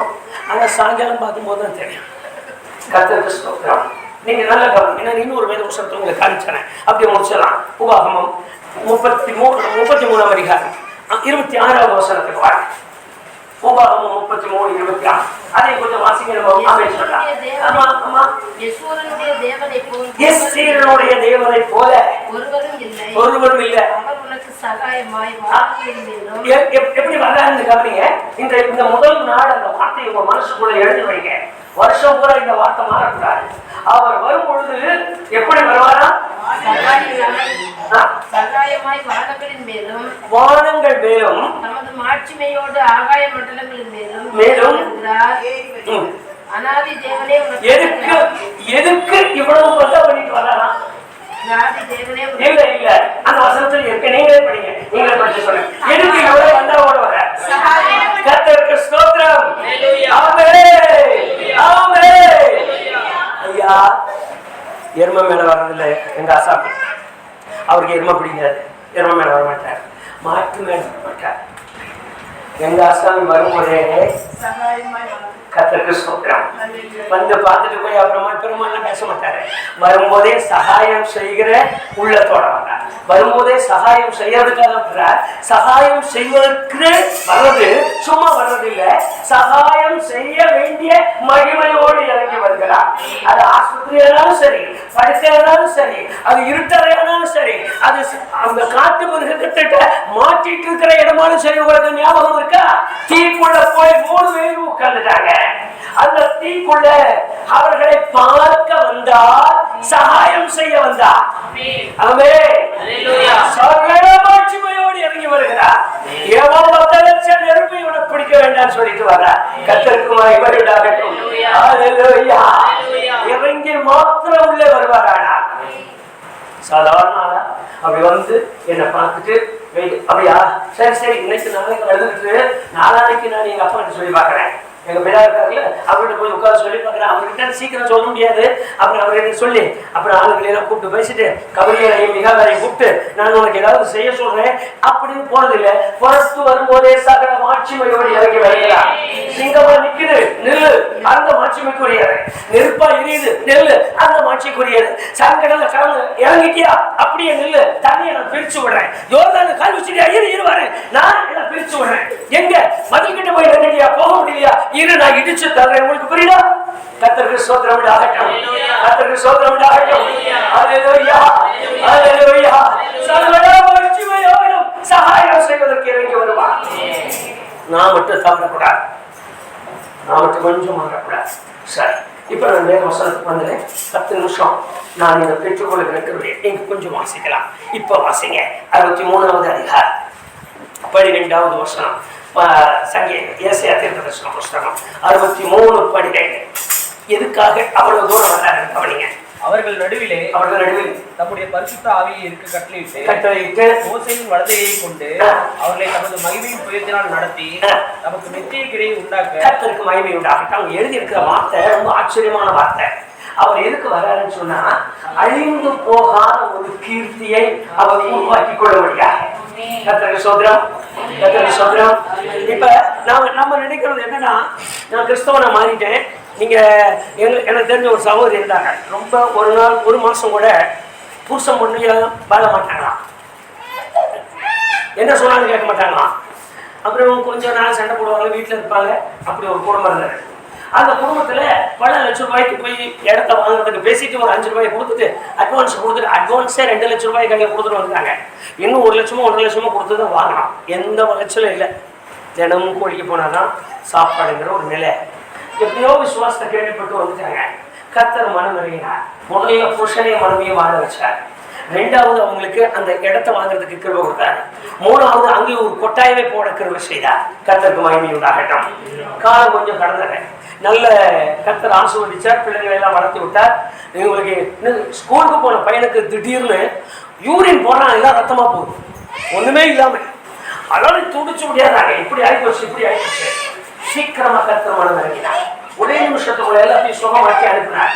இவ்வளவே கண்ணுல பார்த்துட்டு அம்மா வந்து உட்கார்ந்தாங்க. என்ன தாயே, நான் பட்ட அவமானம்லாம் போதும், நான் பழையபடியே திரும்புறேன். கர்த்தருக்கு மகிமை அடக்கம்.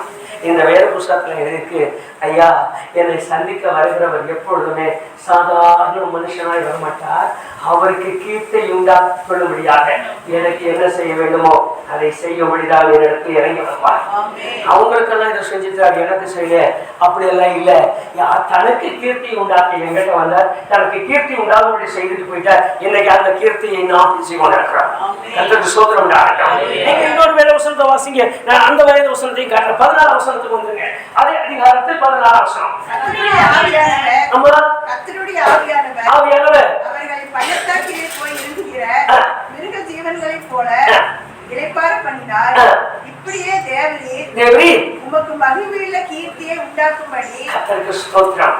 எல்லாரும் சொல்லமா, அவருக்கு மகிமையுள்ள கீர்த்தியை உண்டாக்கி கொள்ளும்படி என்னை கருவியாய் கேட்க வேண்டாம். சொல்றீங்களா? கை திறந்து சொல்லி அப்புறம் மகிமை கொடுக்கலாமா? இங்க கொஞ்சம் கையை உயர்த்தி சொல்லுங்க. உங்களுக்கு மகிமை உண்டாகும்படி, உங்களுக்கு புகழ்ச்சி உண்டாகும்படி இந்த வருஷம் என்னை தெரிந்து கொண்டீங்க. இந்த வருஷம் என்னை தெரிந்து கொண்டீங்க. உமக்கு ஸ்தோத்திரம், உமக்கு ஸ்தோத்திரம், உமக்கு ஸ்தோத்திரம், உமக்கு ஸ்தோத்திரம். உமக்கு மகிமை உண்டாகும்படி என்னை தெரிந்து கொண்டீங்க. அது உணர்ந்து கொள்கிற ஆவி எனக்கு கூட பாச்சு. சரி, இப்ப தெரிந்து கொண்ட அந்த காரியத்துல நான் ஒரு காரியத்தை உங்களுக்கு சொல்றேன். மறுபடியும் வாசிகளை எபேசியர் புஸ்தகத்துக்கு வாங்க. 1ஆம் அதிகாரம் 11ஆம் வசனமும் 12ஆம் வசனமும். கொஞ்சம் 2 வார்த்தை தான். கிறிஸ்துவின் மேல் நம்பிக்கையாய் இருந்த நாங்கள் அவருடைய மகிமைக்கு புகழ்ச்சியாய் இருக்கும்படி, அவருடைய மகிமைக்கு புகழ்ச்சியாய் இருக்கும்படி நமது சித்தத்தின் ஆலோசனைக்கு தக்கதாக எல்லாவற்றையும் நடப்பிக்கிற அவருடைய தீர்மானத்தின்படியே நாங்கள் முன் குறிக்கப்பட்டு கிறிஸ்துவுக்குள் அவருடைய சொந்தமாகும்படி. ஆமென். யாரெல்லாம் இந்த வார்த்தையை முழுமையா நம்புறீங்க, கர்த்தருக்கு மகிமை உண்டாகட்டும் சொல்லுங்க. ஐயா, உங்களுடைய அழைப்பு என்ன தெரியுமா? உங்களுடைய அழைப்பு என்ன தெரியுமா?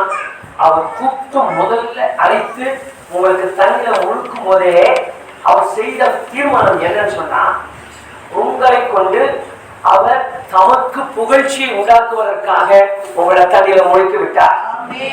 ஜாதிகள்ல தாழ்ந்தன்னு சொல்லி உங்களை உணர்த்தலாம், ஜனங்கள்ல தாழ்ந்தவங்க உணர்த்தலாம்.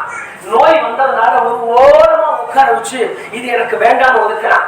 என் பிள்ளை, என் பையன், எனக்கு 2 ஆரம்பமான ஒரு பையன் இருக்கா, இந்த பையன் விஷயத்த நான் என்ன பண்ணட்டும், இதெல்லாம் எனக்கு ஆண்டவர் சிலுவையா கொடுத்துட்டார், வாயை திறந்து கூட நான் சொல்லக்கூடாது. காரணம் என்ன சொன்னா, அவர் என்னை மகிழ்ச்சியாய் புகழ்ச்சிக்காக தமது மகிமைக்கு என்னை தெரிந்து கொண்டார். தமது மகிமைக்கு எனக்கு ஒரு திருமணம், தமது மகிமைக்கு எனக்கு பிள்ளை, தமது மகிமைக்கு எனக்கு ஒரு வாழ்வை கொடுத்திருக்கிறார். எந்த சூழ்நிலையானாலும் அவருடைய நாமம் மகிமைப்படும்படியாக. இவன் குருடனா பிறந்துட்டான், இவன் செஞ்ச பாவமா, இவனை பெற்றவன் செஞ்ச பாவமா? அமைதியா கூப்பிட்டாரு, இங்க எல்லாரும் இங்க வாங்க, இங்க வாப்பா, நீங்க இங்க வா, பேருங்க வா, யோகா நீங்க வா, யாக்கோபு வா, நீங்க உட்காரு. இது இவன் செஞ்ச பாவமும் இல்ல, இவனை பெற்றவன் செஞ்ச பாவமும் இல்ல. இவரை உருவாக்கி தெரிந்து கொண்டவர் தன்னாம மகிமைப்படும் கர்த்தருக்கு ஸ்தோத்திரம் உண்டாகட்டும். ஹல்லேலூயா, ஹல்லேலூயா.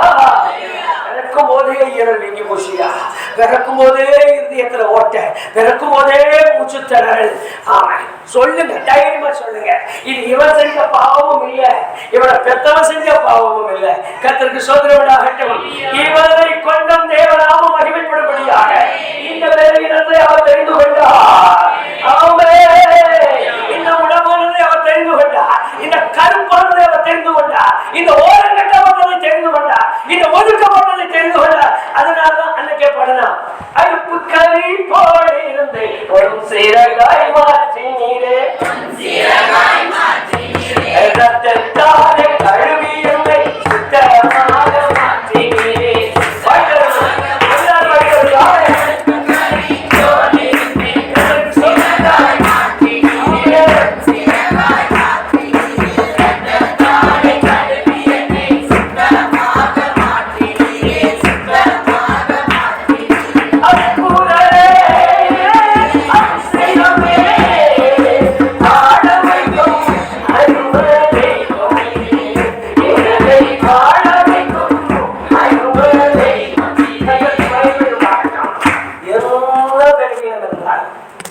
சத்தியமாய் சொல்லுகிறது, அவர் நாமத்தின் மகிமைக்காக.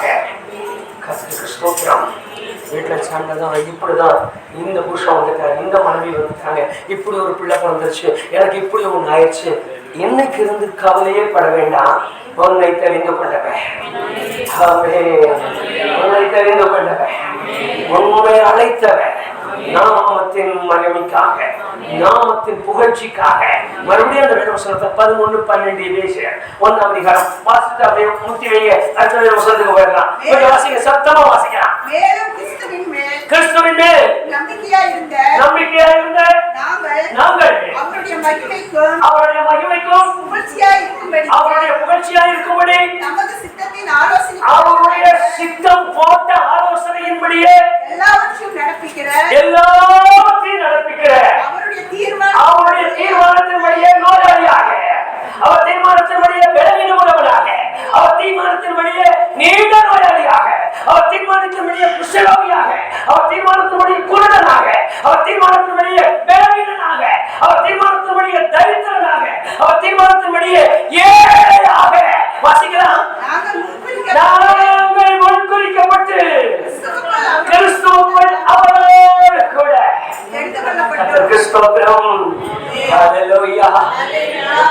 இதெல்லாம் நாங்க சகிக்கிறது.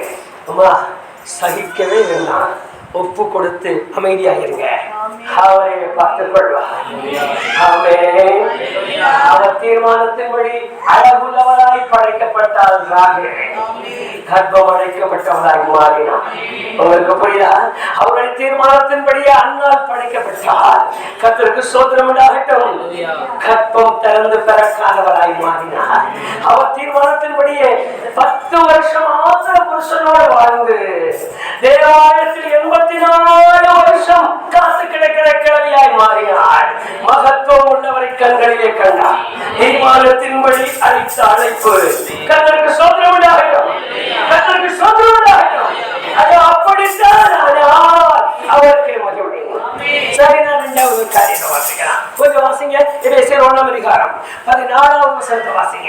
அந்த ஒரே ஒரு வார்த்தை ஆமென் சொல்லலாம். கர்த்தருக்கு ஸ்தோத்திரம். அவருக்கு சொந்தமானவர்கள் அவருடைய மகிமைக்கு புகழ்ச்சியாக மீட்டு கொண்டது எதுக்காகவா? அப்படி கொஞ்சம் வாசிங்க, அப்படி சொல்லுங்க. மீட்டு கொண்டது எதுக்காக? மகிமைக்கு. கர்த்தருக்கு ஸ்தோத்திரம். மேம்படுத்துவோமா? ஆமென். எதுக்கு மீட்டு கொண்டாரா? மகிமைக்கு.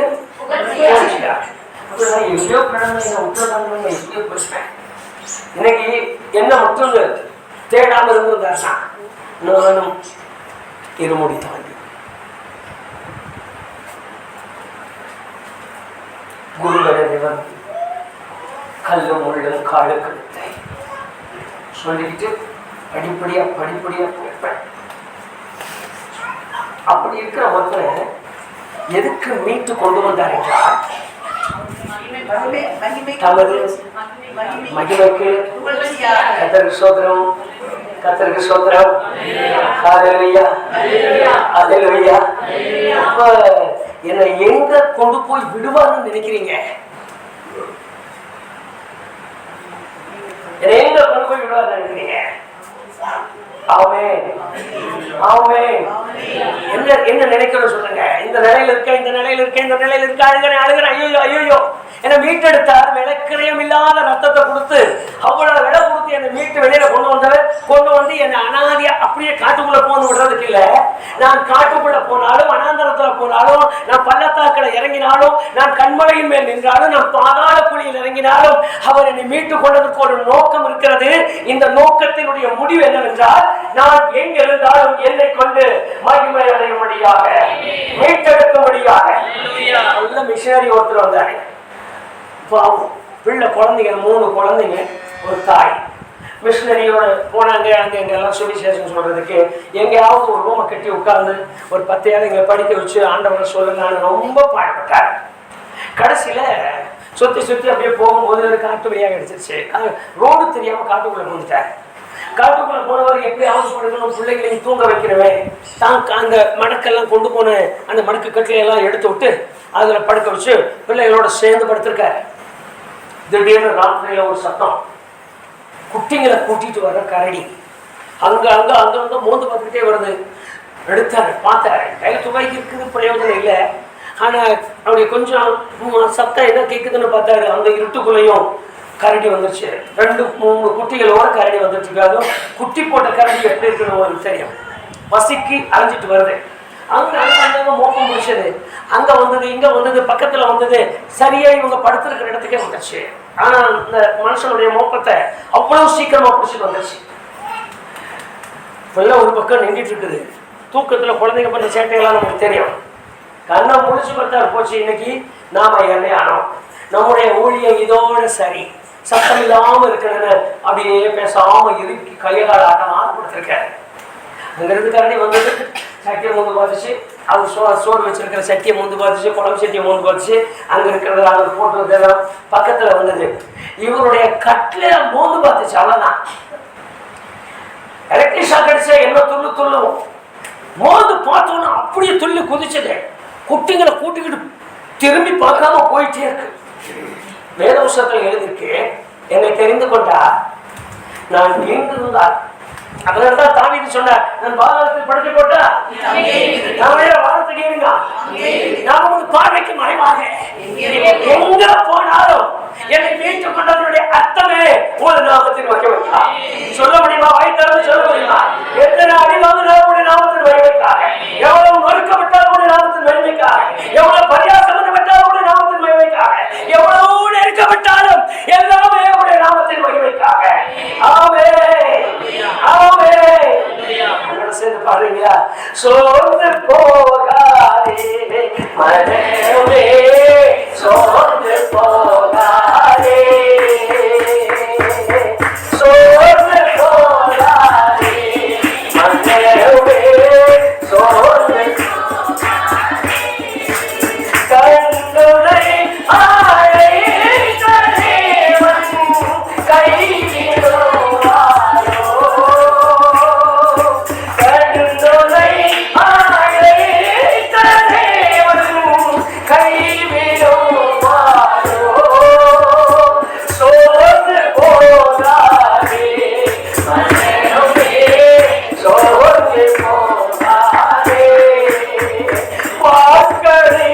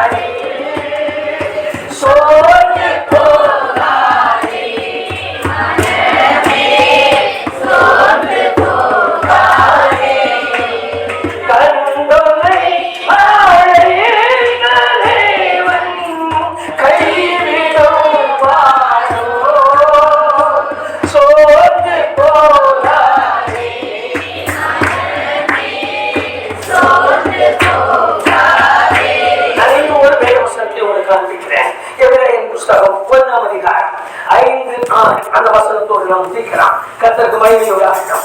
முதல்ல நாம் ஜெபிக்க போகிறோம். வாசிக்கலாம். நீர் என்னுடைய குமாரன், இன்று நான் உம்மை ஜெனிப்பித்தேன் என்றும் நான் அவருக்கு பிதாவாய் இருப்பேன், அவர் எனக்கு குமாரனாய் இருப்பார் என்றும் அவர் தூதர்களில் யாருக்காவது எப்போதாகவும் சொன்னதுண்டா? மேலும் தமது முதற்பேரானவரை உலகத்தில் பிரவேசிக்க செய்த போது தேவதூதர் யாவரும் அவரை தொழுது கொள்ள கடவர்கள் என்றார். எபேசியர் 1:5-6. எபேசியர் 1:5-6. பிரியமானவர்கள், தாம் நமக்கு தந்ததென நம்முடைய கிருபையின் மகிமைக்கு புகழ்ச்சியாக தம்முடைய தயவுள்ள சித்தத்தின்படியே நம்மை இயேசு கிறிஸ்துவின் மூலமாய் நமக்கு சுவிகார புத்திரராக கர்த்தருக்கு மகிமை உண்டாகட்டும். என்ன சுவிகார புத்திரனாய் என்னை தெரிந்து கொண்டார்? எதற்காக? எதற்காக? அவருடைய கர்த்தருக்கு ஸ்தோத்திரம். வாய் திறந்து சொல்லுங்க, எதற்காக? என்ன சுவிகாரமா எடுத்துக்கொண்டார்? எதற்காக? தமது நாமத்தின்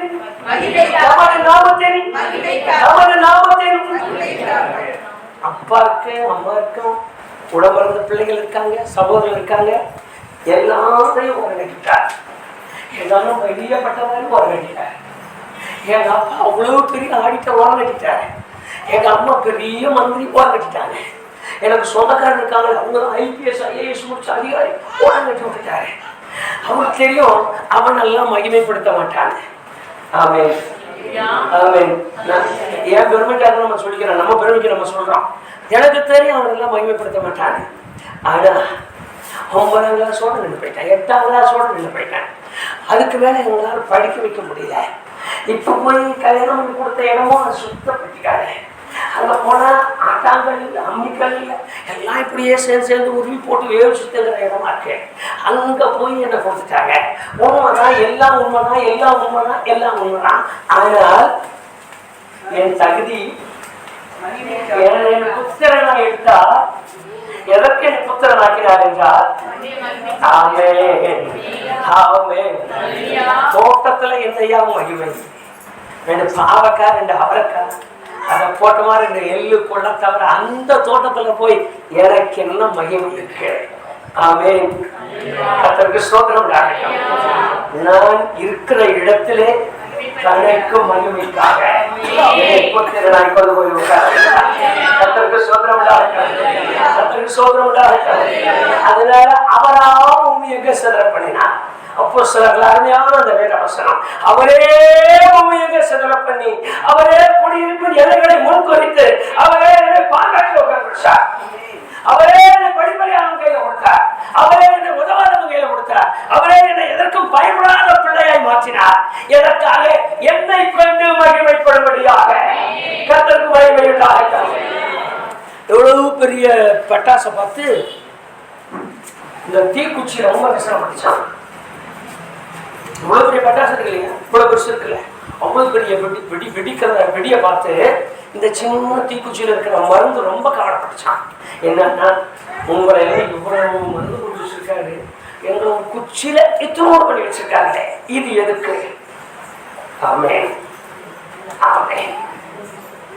அது சத்தம் வேற, வெடி வேற, இதுக்கு தேவை. இவருடைய தகுதி வேற இருக்கு. ஒரு வாட்டை சுற்றி நம்ம கையில் 2 ரூபாய்க்கு ஒன்று வாங்கிட்டு நம்ம பாக்கெட்டில் போட்டுக்கணுமா? அதில் என்னன்னா, அதில் ஒரே ஒரு தடவை தான் அது வெடிக்கும். ஆனால் என்ன கொளுத்துனீங்கன்னா, ஆமே ஆமே ஊரையை படுத்திட்டு வந்துடுவேன். அந்த ஊரை முன்னெல்லாம் கொடுத்துவேன், மிச்ச மீடியெல்லாம் எங்கடதான் இருக்கு. என் உயிருள்ள வரைக்கும் எல்லாத்தையுமே கொடுத்துவேன். அது கொளுத்துறது கூட பெரிய காரியம் இல்லை. யார் யாருக்கு எப்ப பத்த வைக்கணுமோ அப்பப்ப பத்த வச்சிருக்கேன். அங்கங்க பத்த வச்சு விட்டு வந்துடுறேன். என்னால அது முடியும். உன்னால ஒரு தடவை வெட்டிச்சு நீ அப்படிதான் பண்ண முடியும். கர்த்தருக்கு ஸ்தோத்திரம். அப்படி கொஞ்சம் சிந்தனைக்கு வாங்க.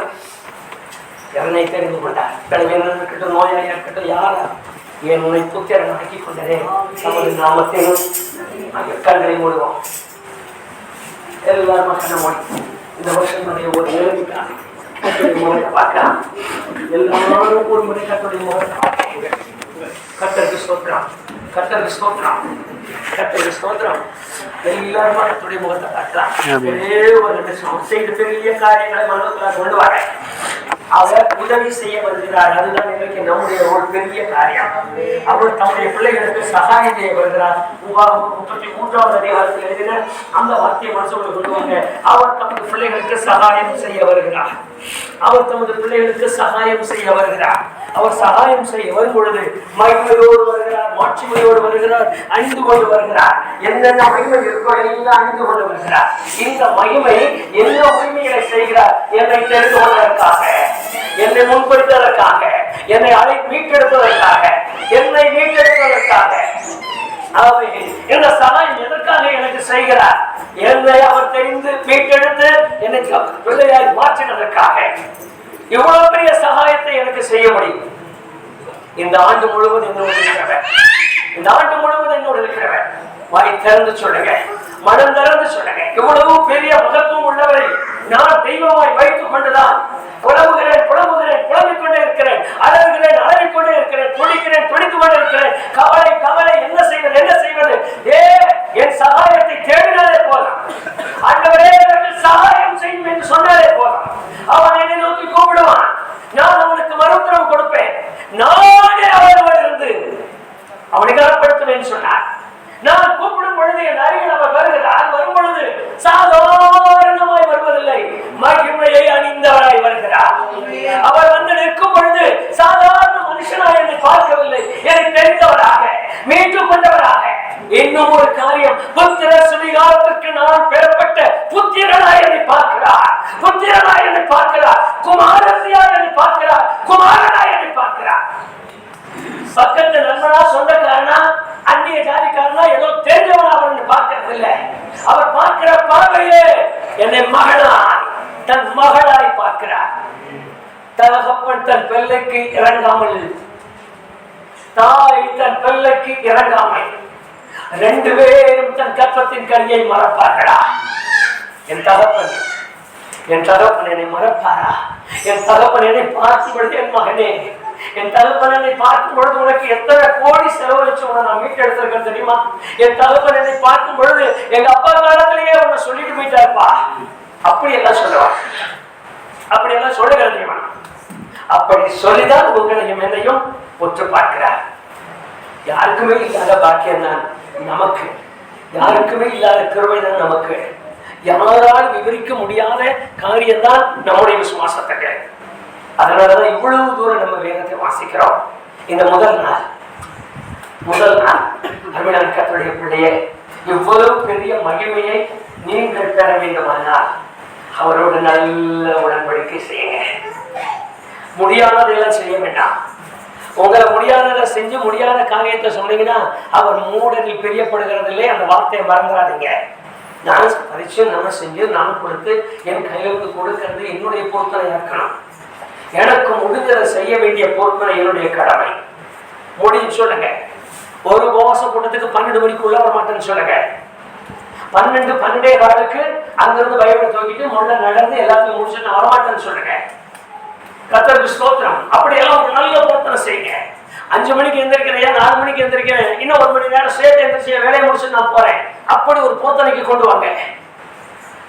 அந்த மாதிரி ஒரு பொருத்தனை செய்ய ஆண்டவருக்கு முன்பாக உங்க காரியத்திற்கு நான் செய்கிறேன், மாட்சிமையோடு இறங்கி வந்து எனக்கு அந்த காரியங்களை செய்யும் சொல்லி பாருங்க. அது எப்படி நடக்குதுன்னு சொல்லி இயேசு கிறிஸ்துவின் நாமத்தில் நிச்சயமாய் நடந்தே தீரும், நிச்சயமாய் நடக்கும். அந்த விசுவாசத்தோடு கூட ஒரு நல்ல பொருத்தனை செய்யுங்க. ஐயா, வெளிவேஷம் போட மாட்டேன்னு சொல்லுங்க. முதல்ல வெளிவேஷம் போட மாட்டேயா, அவனுக்கு அறம் இருந்த மாட்டேன், குதிரைக்கு குரம் இருந்த மாட்டேன், அப்படி சொல்லுங்க. நான் சரியானபடி நடக்கிறேன். நான் ஆவிக்குரிய பிள்ளையானால் ஆவிக்குரிய பிள்ளையாகவே நடப்பேன். நான் அபிஷேகத்துக்குரிய பிள்ளையானால் என் அபிஷேகத்தை காத்துக் கொள்கிற பிள்ளையாய் நடப்பேன். நான் ஆவிக்குரிய மனுஷனாய் வாழ விரும்பினால் அதற்கேற்ற கிருபைகளோடு கூட நான் வளர்ந்து தீருவேன். நான் ஆவிக்குரிய ஆராதனை என்று சொல்ல சரியான நேரத்தில் நான் ஆராதிக்க போவேன். சரியான நேரத்தில் என்னுடைய பந்தி, சரியான நாட்கள் என்னுடைய உபவாச நாட்கள், சரியான வேலையில் என்னுடைய ஜெப காரியங்கள். சொல்லுங்க, காலையில சொல்லிட்டு பாருங்க. காலையில நான் எழுந்து எல்லாரோட சேர்ந்து ஜெபிக்கிறேன். என் ஜெப வேலை முடிஞ்ச உடனே தூங்குவேன். நான் தூங்கி எழுந்த பின்பு எனக்கு யாராகிலும் டீ கொடுக்க வேண்டாம். நீங்க லிஸ்ட் போட்டு அவர்கிட்ட அப்படியெல்லாம் பொருத்தனை பண்ண வேண்டாம். பொருத்தனையை சொல்லுங்க. என்ன எழுப்பி விடுங்கப்பா, நான் எழுந்திருக்கிறேன். என்னை தட்டி விடுங்கப்பா, நான் எழுந்திருக்கிறேன். என் கையை தோல்வி நான் எழுந்திருக்கிறேன், நான் நடக்கிறேன், நான் ஜெபிக்கிறேன், நான் மாங்காலில் இருக்கிறேன், நான் உண்மை பாடுகிறேன், நான் உண்மை சத்தமிட்டு ஆராதிக்கிறேன், நான் உண்மை துதித்து பாடுகிறேன், நான் உமக்காக நிற்கிறேன். நல்ல பொருத்தனை செய்யுங்க. கர்த்தருக்கு ஸ்தோத்திரம். உங்ககிட்ட அவர் பெரிய பொருத்தனை எல்லாம் விரும்புறதில்லை. அந்த பொருத்தனை உங்க லிஸ்ட்ல வராது. அவர் விரும்புகிற பொருத்தனை முதல் நான் என்னிலிருந்து வருகிற காரியத்தை அவர் பொருத்தனையை விரும்புகிறார். என்னால் என்ன முடியுமோ அதை கேட்கிறார். என்னால் முடியும் காலையிலே நான் எழுந்திருக்க, என்னால் முடியும் நான் காலையில முழங்காலில் இருக்க, என்னால் முடியும் காலையில 8 மணிக்குள்ள நான் வீட்டை விட்டு புறப்பட, என்னால் முடியும் 9 மணிக்கு நான் ஆராதனைக்கு நிற்க, என்னால் முடியும் நான் உபவாசித்து ஜெபிக்க, சரியான நேரத்தில் உபவாசிக்க, என்னால் முடியும் நான் ஆராதனையில் மக்களோடு சேர்ந்து ஜெபிக்க, என்னால் முடியும், என்னால் முடியும். ஆனா அந்த நேரத்தை எனக்கு முடியலன்னு வாயத்திறந்து சொன்னீங்கன்னா அவர் வந்து நிற்பார். அவரும் சொல்லுவார், கூப்பிட்டப்பா கூப்பிட்டாருக்குள்ள செங்கல்பட்டுல ஒருத்தர் கூப்பிட்டாருன்னு நான் போயிட்டேன். தூத்துக்குடியில ஒரு அம்மா எழுதிட்டு இருந்தாங்களா, அவங்கள பார்க்க நான் போயிட்டேன். ஏன் சொல்லுங்க? வேதத்துல எழுதியிருக்கு, நீ என் வேதத்தை மறந்தாய், நான் உன்னை மறந்தேன். நான் கூப்பிடும் போது நீ பேசல, இப்ப நீ கூப்பிட்ட, நான் பேசாம இருக்கேன். நானும் அதுக்கு ஒண்ணும் செய்ய வேண்டியல. பஸ் இல்ல, செய்யணும் இல்ல, ஆகாயம் இருக்குமா வரதா போச்சா.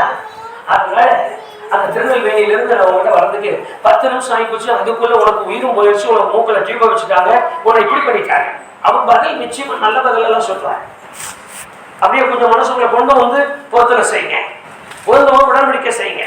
நான் முதல்ல சொன்னேன், அவருடைய கற்பனையை கைக்குள்ள உடன்படிக்கை காக்கிற தேவன். அவர் உங்களுடைய உடன்படிக்கையை அதிகமாக விரும்புகிறார். அவர் உங்கள் உடன்படிக்கையை காக்க வேண்டும் என்று விரும்புகிறார். வாயத்திலிருந்து சொல்லி முடிக்க நல்ல ஒரு நல்ல பொருத்தனை செய்யுங்க. ஒவ்வொரு காரியத்தில் முதன்மையாக இருக்கிறேன். எத்தனை ஆயிரம் எனக்கு சம்பாத்தியம் கொடுத்திருந்தாலும் ஆண்டவரே எனக்கு முடிஞ்ச வரைக்கும் நான் வந்துவேன், நான் போக மாட்டேன். எனக்கு முடியலன்னு சொல்லும் போது நான் போய் அடுத்த ஆராதனைக்கு நான் வந்துடுறப்பா. நடந்தாவது உமக்காக நான் கொஞ்சம் தூரம் நடக்கக்கூடாதா? உமக்காக நான் கொஞ்ச தூரம் சைக்கிள் ஓட்டக்கூடாதா? உமக்காக நான் கொஞ்ச நேரம் ஆராதனைக்கு முந்தி வந்து உட்காரக்கூடாதா? உமக்காக இதுக்கு முன்னையே வந்து பாடக்கூடாதா? வாயத்திறந்து கேட்டு சொல்லுங்க. இது வருஷத்தினுடைய முதல் நாள். ஏதோ தோற எல்லாம் செய்யற பிரசங்கம் நினைக்க வேண்டாம். எப்பொழுதும் சொல்ற வார்த்தை தான், எப்பொழுதும் சொல்ற பேச்சு தான் நினைக்க வேண்டாம். அவர் உங்களை இன்னார் என்று உங்களுக்கு காண்பித்து விட்டார். அவர் யார் என்று உங்களுக்கு முழுமையாக தெரிந்திருக்கிறார். இப்ப அவருக்கு முன்னால நீங்க பொருத்தனை செய்யணும்னு விரும்புகிறார். உடன்படிக்கை விரும்புகிற தேவன். அவர் உடன்படிக்கை செய்ய விரும்புகிறார். நீங்க என்ன உடன்படிக்கை செய்றீங்க? அம்மா மாட்சிமையோடு இறங்கி வருவாராம். ஆபத்து காலத்தில் அந்த மாட்சிமைக்கு அவர் விரும்புவது உடன்படிக்கை தேவன். நல்ல கிருபைகளை கவனிங்க. இவ்வளவு கிருபைகளை விட வேண்டாம். இவ்வளவு கிருபைகளை யார் நமக்கு தருவாங்க? யார் நமக்கு இப்படி வாக்கு கொடுத்திருக்காங்க? எந்த புஸ்தகத்துல இருந்து எழுதியிருக்கு? நமக்குத்தான் இந்த வாக்கு, நமக்குத்தான் இந்த வாக்கு. தாழ்ந்திருக்கலாம், உயர்ந்திருக்கலாம், படித்திருக்கலாம், படியாமல் இருக்கலாம், தெரிந்திருக்கலாம். ஆனால் எனக்கு மட்டும்தான் இந்த வாக்கு தத்துவம். வாய்த்திறந்து சொல்ல முடியுமா? உங்களுடைய வாக்கு தத்துவம் புத்திரராய் முதல்ல தெரிந்து கொண்டார். அவே புத்திரராகி இருக்கிறார், மீட்டெடுத்திருக்கிறார். இந்த 3 வேலை செய்தது எதற்கென்றால் நாமத்தின் மகிமைக்காக, புகழ்ச்சியாக. அவருக்கு புகழ்ச்சி உண்டாகும்படி உங்களை தெரிஞ்சுக்கிட்டார். அவருக்கு புகழ்ச்சி உண்டாகும்படி உங்களுக்கு பேர் வச்சார். அவருக்கு புகழ்ச்சி உண்டாகும்படி உங்களை மீட்டெடுத்தார். அவருக்கு புகழ்ச்சி உண்டாகும்படி புத்திரனாக்கிறார். உரிமையா கேட்கிறார். உமக்கு புகழ்ச்சி உண்டாக எனக்கு இதை செஞ்சிருப்பீங்கன்னா இன்னும் எனக்கு இந்த நெஞ்சு வலி எதுக்கு? இன்னும் எனக்கு இந்த கால்வழி எதுக்கு? இன்னும் எனக்கு இந்த குடும்ப பிரச்சனை எதுக்கு? இன்னும் இந்த தரித்திர வேலை எதுக்கு? இன்னும் இந்த குறைவு எதுக்கு? இன்னும் இந்த கடன் எதுக்கு? நல்ல மனம் திறந்து வாய் பேசுங்க, மனம் திறந்து சொல்லுங்க. அப்பா கிட்ட பேசுறத கூட உரிமையா பேசுங்க. நம்ம அப்பா கிட்ட கூட ஏதோ மோத்தாசிரியை பார்த்துக்கிட்டு அப்பா என்ன சொல்லுவாங்களோ நினைப்பாங்க. இவர் கண்ணுக்கு தெரியாதனால தைரியமா பேசுங்க, தைரியமா பேசுங்க, என்னன்னாலும் பேசுங்க, கோவப்படவே மாட்டா. ஏப்பா என்ன இப்படி பண்ணீங்க? என்னை எதுக்கு தெரிஞ்சீங்க? என்னை எதுக்கு காசு கொடுத்து என்ன கரையமா கொண்டுட்டு வந்தீங்க? என்னை எதுக்கு அடமானத்துல இருந்து என்னை மீட்டு எடுத்துட்டு வந்தீங்க? என்னை எதுக்கு கொண்டு வந்தது இல்லாம என்னை புத்திரனா மாத்தி வச்சீங்க? என்னை எதுக்காக மாத்தினீங்க? இதே நோயில் இருக்கவா, இதே விளைவிடத்துல இருக்கவா, இதே சங்கடத்துல இருக்கவா, இதே சமாதான குறைச்சல் இருக்கவா, இதே போல நான் இருந்து சாகத்துக்காக கொண்டு வந்தீங்க. உரிமையோடு கேளுங்க. சகாயம் செய்ய இறங்கி வருவார், மகிமையை அணிந்தவராய், கரத்தை அணிந்தவராய், உனக்கு சகாயம் செய்யும்படி இஸ்ரவேலின் தேவன் உனக்கு சகாயம் பண்ணும்படி தமது மகிமையோடு இறங்கி வந்தார்.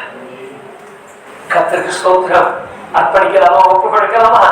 யாரெல்லாம் எப்படி ஒப்பு கொடுத்துருக்கீங்க சொல்லி கேளுங்க. எனக்கு இந்த வருஷத்துல நீங்க எனக்கு நான் உங்களை ஒப்பு கொடுத்துருக்கல, எனக்கு இந்த நன்மையை செய்ய உரிமையா கேளுங்க. ஒப்பு கொடுக்காத கேட்க வேண்டாம். அவரோட ஒரு பொருத்தனை பண்ணிட்டு அப்புறமா கேளுங்க. நான் உங்ககிட்ட பொருத்தனை பண்ணிருக்கேன், நீங்க எனக்கு என்ன பண்றீங்க? எனக்கு இப்படி வேணும், எனக்கு இப்படி நடக்கணும், எனக்கு இப்படி செய்யணும், நீங்க அப்படி செய்யுங்க. நான் சொல்றதை நான் செய்யறேன், நீங்க சொல்றதை நீங்க செய்யுங்க. உரிமையோட கேளுங்க. கர்த்தருக்கு ஸ்தோத்திரம். ஜெபிக்க போகிறோம். ஆமென். கர்த்தருக்கு மகிமை உண்டாகட்டும். அபிஷேகத்தை கேளுங்க. அந்நிய பாஷை அடையாளத்தை கேளுங்க. நான் உங்களுக்கு ஒப்பு கொடுத்திருக்கேன், என்ன இன்னைக்கு அபிஷேகம் பண்ணுங்க. நான் அந்நிய பாஷையில பேசணும், நான் உங்களோட தீர்க்க தரிசனமா பேசணும், நான் உங்களை முகமுகமாய் பார்க்கணும், நான் உங்களோட கூட இடைப்படணும். வாய் திறந்து சொல்லுங்க. கர்த்தருக்கு ஸ்தோத்திரம். கர்த்தருக்கு ஸ்தோத்திரம். கர்த்தருக்கு ஸ்தோத்திரம். நாம் ஜெபிக்க போகிறோம். கர்த்தருக்கு மகிமை உண்டாகட்டும். நாம் ஜெபிக்க போகிறோம். எல்லாரும் ஜெபிக்க போகிறோம். நான் இப்ப மத வழிபாட்டுக்கு ஆண்டவரை தேடுறதுக்கு ஆலயம் இப்படித்தான் இருக்கணுங்கிறதுக்கு வரல. நான் நம்முடைய தேவன் யார் என்று அறிந்து தொடர்பு கொள்ள வந்திருக்கிறோம். நான் வணங்குகிற தேவனுடைய மகிமையை அனுபவிக்க வந்திருக்கிறோம். கர்த்தருக்கு ஸ்தோத்திரம். நன்றியோடு வைத்திருக்கிறேன்.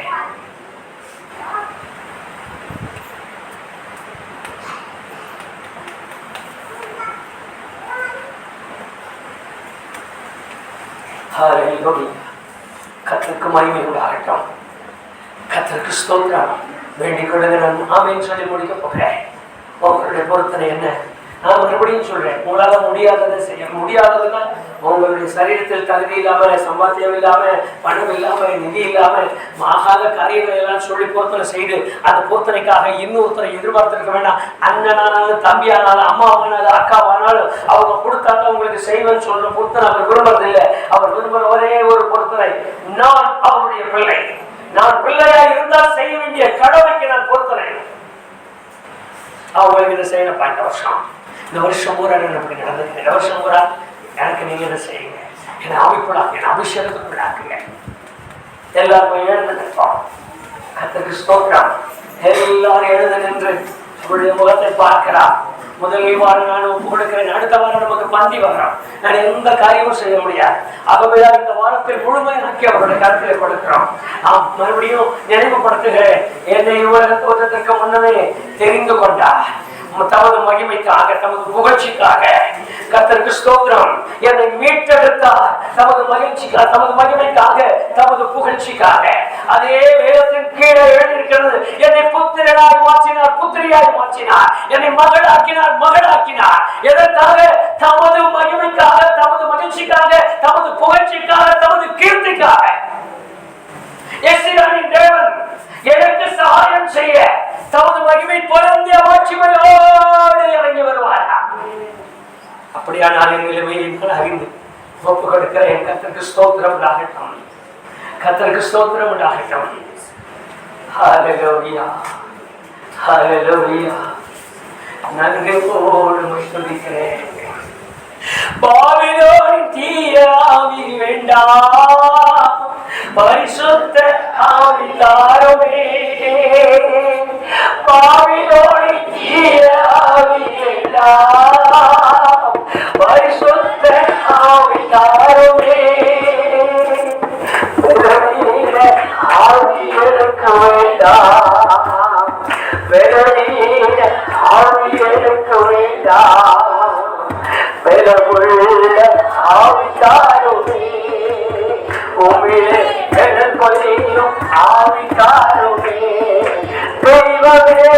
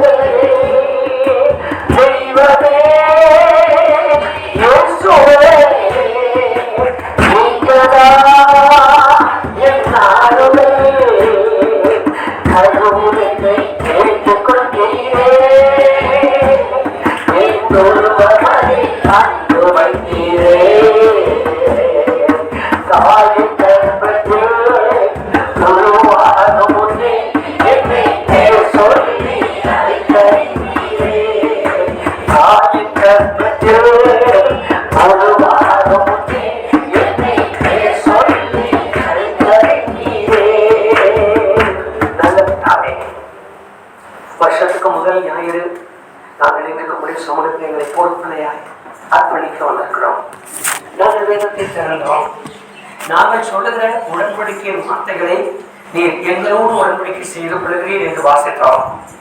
அந்த உடன்படிக்கை 1000 தூதருக்கு முன்பாக, வானமண்டலங்களில் பொல்லாத ஆவிகளுக்கு முன்பாக, வானத்தோர் மூலத்தோர் பூமியின் கீழ் உங்களுடைய முகங்கள் எல்லாம் முடங்கி இருக்கிற இந்த நேரத்தில் எங்களோடு நீர் உடன்படிக்கை செய்கிறீர் என்று நாங்கள் வாசித்தோம். நீர் செய்கிற இந்த உடன்படிக்கை எங்களை தெரிந்து கொண்டது நிமித்தமும், எங்களை மீட்டெடுத்தது நிமித்தமும், நாங்கள் வேதத்தில் எழுதியிருக்கிற வாசித்தது போல எங்களை மகனாக மகளாக அழைத்து கொண்டது நிமித்தமும், சகல மாட்சியோடு எங்களுக்கு மகிமையாய் சகாயம் செய்ய வருகிறீர் என்று நாங்கள் அறிந்து உங்களுடைய கருத்தில் எங்களை அர்ப்பணிக்கிறோம். இந்த வருஷம் நாங்கள் முழு பொறுத்தனையை ஒப்படைக்கிறோம். ஆண்டவரே, உங்களுடைய பிள்ளைகளில் யார் யாரெல்லாம் நேற்று ராத்திரி முதலாய் தீர்மானித்து இன்றைக்கு காலை வரைக்கும் தீர்மானித்து உமக்காக நான் இதை செய்கிறேன் என்று பொருத்தனை செய்திருக்கிறார்களோ அந்த பிள்ளைகளில் என்னுடைய கண்ணோக்கமாக இருக்கட்டும். அவர்கள் பொருத்தனை நிறைவேற்றும்படி நீ அவர்களோடு உடன்படிக்கை செய்தபடியா அந்த பொருத்தனையை ஒரு எழுத்து அவர்கள் வார்த்தையில் உள்ள ஒரு உச்சரிப்பு கூட குறையக்கூடாதப்பா. அப்படி அவர்களுக்கு செய்கிறார்கள், அப்படி அவர்களுக்கு செய்கிறார்கள். அவர்கள் வேண்டிக் கொண்டது சபையின் நடுவிலே நிறைவேற்றப்படட்டும். அவர்கள் வேண்டிக் கொண்டது சபையின் நடுவிலே புகழ்ச்சியாய் பேசப்படட்டும். அவர்கள் வேண்டிக் கொண்டது நிறைவேற்றும் தேவ சபையிலே நிறைவேற்றப்படுகிறதை எங்கள் கண்களெல்லாம் காணும்படி நீரர்களுக்கு கருவித்தார். வாலிபர்களாக தங்களுடைய வாழ்க்கை குறித்து, தங்களுடைய குடும்பத்தை குறித்து ஆண்டவருடைய வேண்டுதலோடு என்ன பொருத்தனை செய்திருக்கிறார்களோ அந்த பொருத்தனையை நீர் அவர்களுக்கு வாய்க்கப்படுவீராக. கர்த்தாவே, குடும்பங்களில் வித்தியாசமான நிலையில் இந்த வருஷத்தில் எங்கள் சபையில் எங்கள் பிள்ளைகளுக்கு நீர் கொடுக்கிற அந்த குழந்தை பாக்கியத்திற்காக நாங்கள் உமக்கு நன்றி சொல்கிறோம். அதுபடியே நாங்கள் கேட்பதற்கு முன்பு அந்த கடலை ஏற்றிருக்கிறேன். உமக்கு நன்றி, உமக்கு நன்றி. அப்படியானால் இன்னும் எஞ்சியவர்கள் எங்கள் பிள்ளைகளின் திருமணம், எங்கள் பிள்ளைகளுடைய சுகமான வாழ்க்கை, எங்கள் பிள்ளைகளின் நோயற்ற வாழ்வு, எங்கள் பிள்ளைகளின் குடும்ப சமாதானம், எங்கள் பிள்ளைகளின் குடும்ப சந்தோஷம், எங்கள் பிள்ளைகளில் விசேஷமாக எங்கள் கொடுத்த மகன் மகள், எங்கள் பேர பிள்ளைகள் எல்லா பொல்லாத கிரியைகளையும் விட்டு பின்பற்றுகிற நல்ல நிலையை உருவாக்கி தருகிறார். அவைகள் எல்லாம் ஒவ்வாறு எங்களுக்கு உண்டாகட்டும். அவைகள் எல்லாம் உடைய நாமத்தின் மகிமைக்கென்று எங்களுக்கு உண்டாகட்டும். அவைகள் எல்லாம் தேவ நாமத்தின் மகிமைக்காக எங்கள் குடும்பங்களில் வாய்க்கட்டும். எங்கள் பிள்ளைகளில் ஒன்றும் பழுதாய் போகக்கூடாதையா. எங்கள் குடும்பத்தில் ஒரு நாள் தகராறு சண்டை என்று சொல்லக்கூடாது. சமாதானத்தோடு நாங்கள் வாழலாம். எங்கள் கைகள் எவ்வளவு கிடைத்தாலும் சரி, அது ஆசீர்வதிக்கப்பட்டதாய் மாறட்டும், அது மகிமை பொருந்தியதாய் மாறட்டும், அது எங்கள் பிள்ளைகளுக்கு உரியதாய் மாறட்டும், அது எங்களுக்கு மீதம் உண்டாகட்டும். எங்கள் அவசியமான நேரத்தில் அதை பயன்படுத்தும்படியாக, ஆண்டவரே, நாங்கள் ஏழைகளுக்கு திக்கற்ற பிள்ளைகளுக்கு கொடுக்கும்படியாக அது எங்கள் கைகளில் மீறி உண்டாகும்படி செய்யும். நாங்கள் இப்பொழுது வாசித்த இந்த வேத வசனம் உம்முடைய பிள்ளைகளின் உள்ளத்தை விட்டு நீங்களாக இருக்கட்டும். பிசாசானாலும், அதிகாரமானாலும், அந்த காலத்தின் வல்லமை ஆனாலும், மாந்திரிகமானாலும், ஆண்டவரை நோயானாலும், பேயானாலும் மாட்சிமையோடு சகாயம் செய்ய நீர் இறங்குகிறீர் வருகிறீர் என்கிற அந்த வாக்கியம் அவர்கள் உள்ளத்தின் ஆழத்தில் வைப்பீராக. எல்லாவற்றிலும் எண்மையுள்ளவர்களாய் மாற்றட்டும். எல்லாவற்றிலும் மகிமை பெற்றவர்களாய் கன பெற்றவர்களாய் மாறட்டும். ஆசிர்வதியும் பலத்த கையில் ஓங்கிய புயத்தில் ஒப்புக் கொடுக்கிறோம். இந்த புத்தாண்டு முழுவதும் உடைய பிள்ளைகள் ஆசீர்வதிக்கப்பட்டவர்களாய் மாறட்டும். ஒவ்வொரு வாரமும் அவர்கள் சொல்லுகிற சாட்சி ஒருவர் கூட கண்ணீரோடு சொல்லக்கூடாது ஐயா. ஆனந்த கண்ணீரோடு மாத்திரம்தான் நீங்கள் நிற்க வேண்டும். ஒருவர் கூட பலவீனம் என்று சொல்லக்கூடாது. எல்லாம் மகிமையிலே தேவன் நிறைவாக்கினார் என்று சொல்லுகிறேன். மேன்மையோடு நடத்தி செல்லும் நீர் ஆசீர்வதியும். இயேசு கிறிஸ்து நாமத்தில் ஜெபிக்கிறோம் பிதாவே. என் ஆத்துமாவே கர்த்தரை ஸ்தோத்திரி.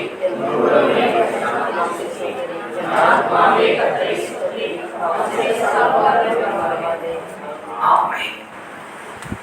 மகிமையா இறங்கி வருகிற யெஷியனுடைய தேவனுடைய கிருபையும் அவருடைய குமாரனாகிய இயேசு கிறிஸ்துவின் மகிமை பொருந்திய மீட்டுக் கொள்ளுதலின் தன்மையோடு கூடிய கிருபையும் சமாதானமும் ஐக்கியமும் நம்மோடு கூட இடைப்பட்டு நம்ம எல்லாருக்கும் ஐக்கியத்தையும் சமாதானத்தையும் உண்டு பண்ணுகிற பரிசுத்த ஆவியானவருடைய எல்லா விதமான கிருபைகளும் நம் அனைவரோடு கூட நிலைத்திருந்து காப்பதாக. ஆண்டவர்களை ஆசீர்வதிப்பாராக. உங்களோட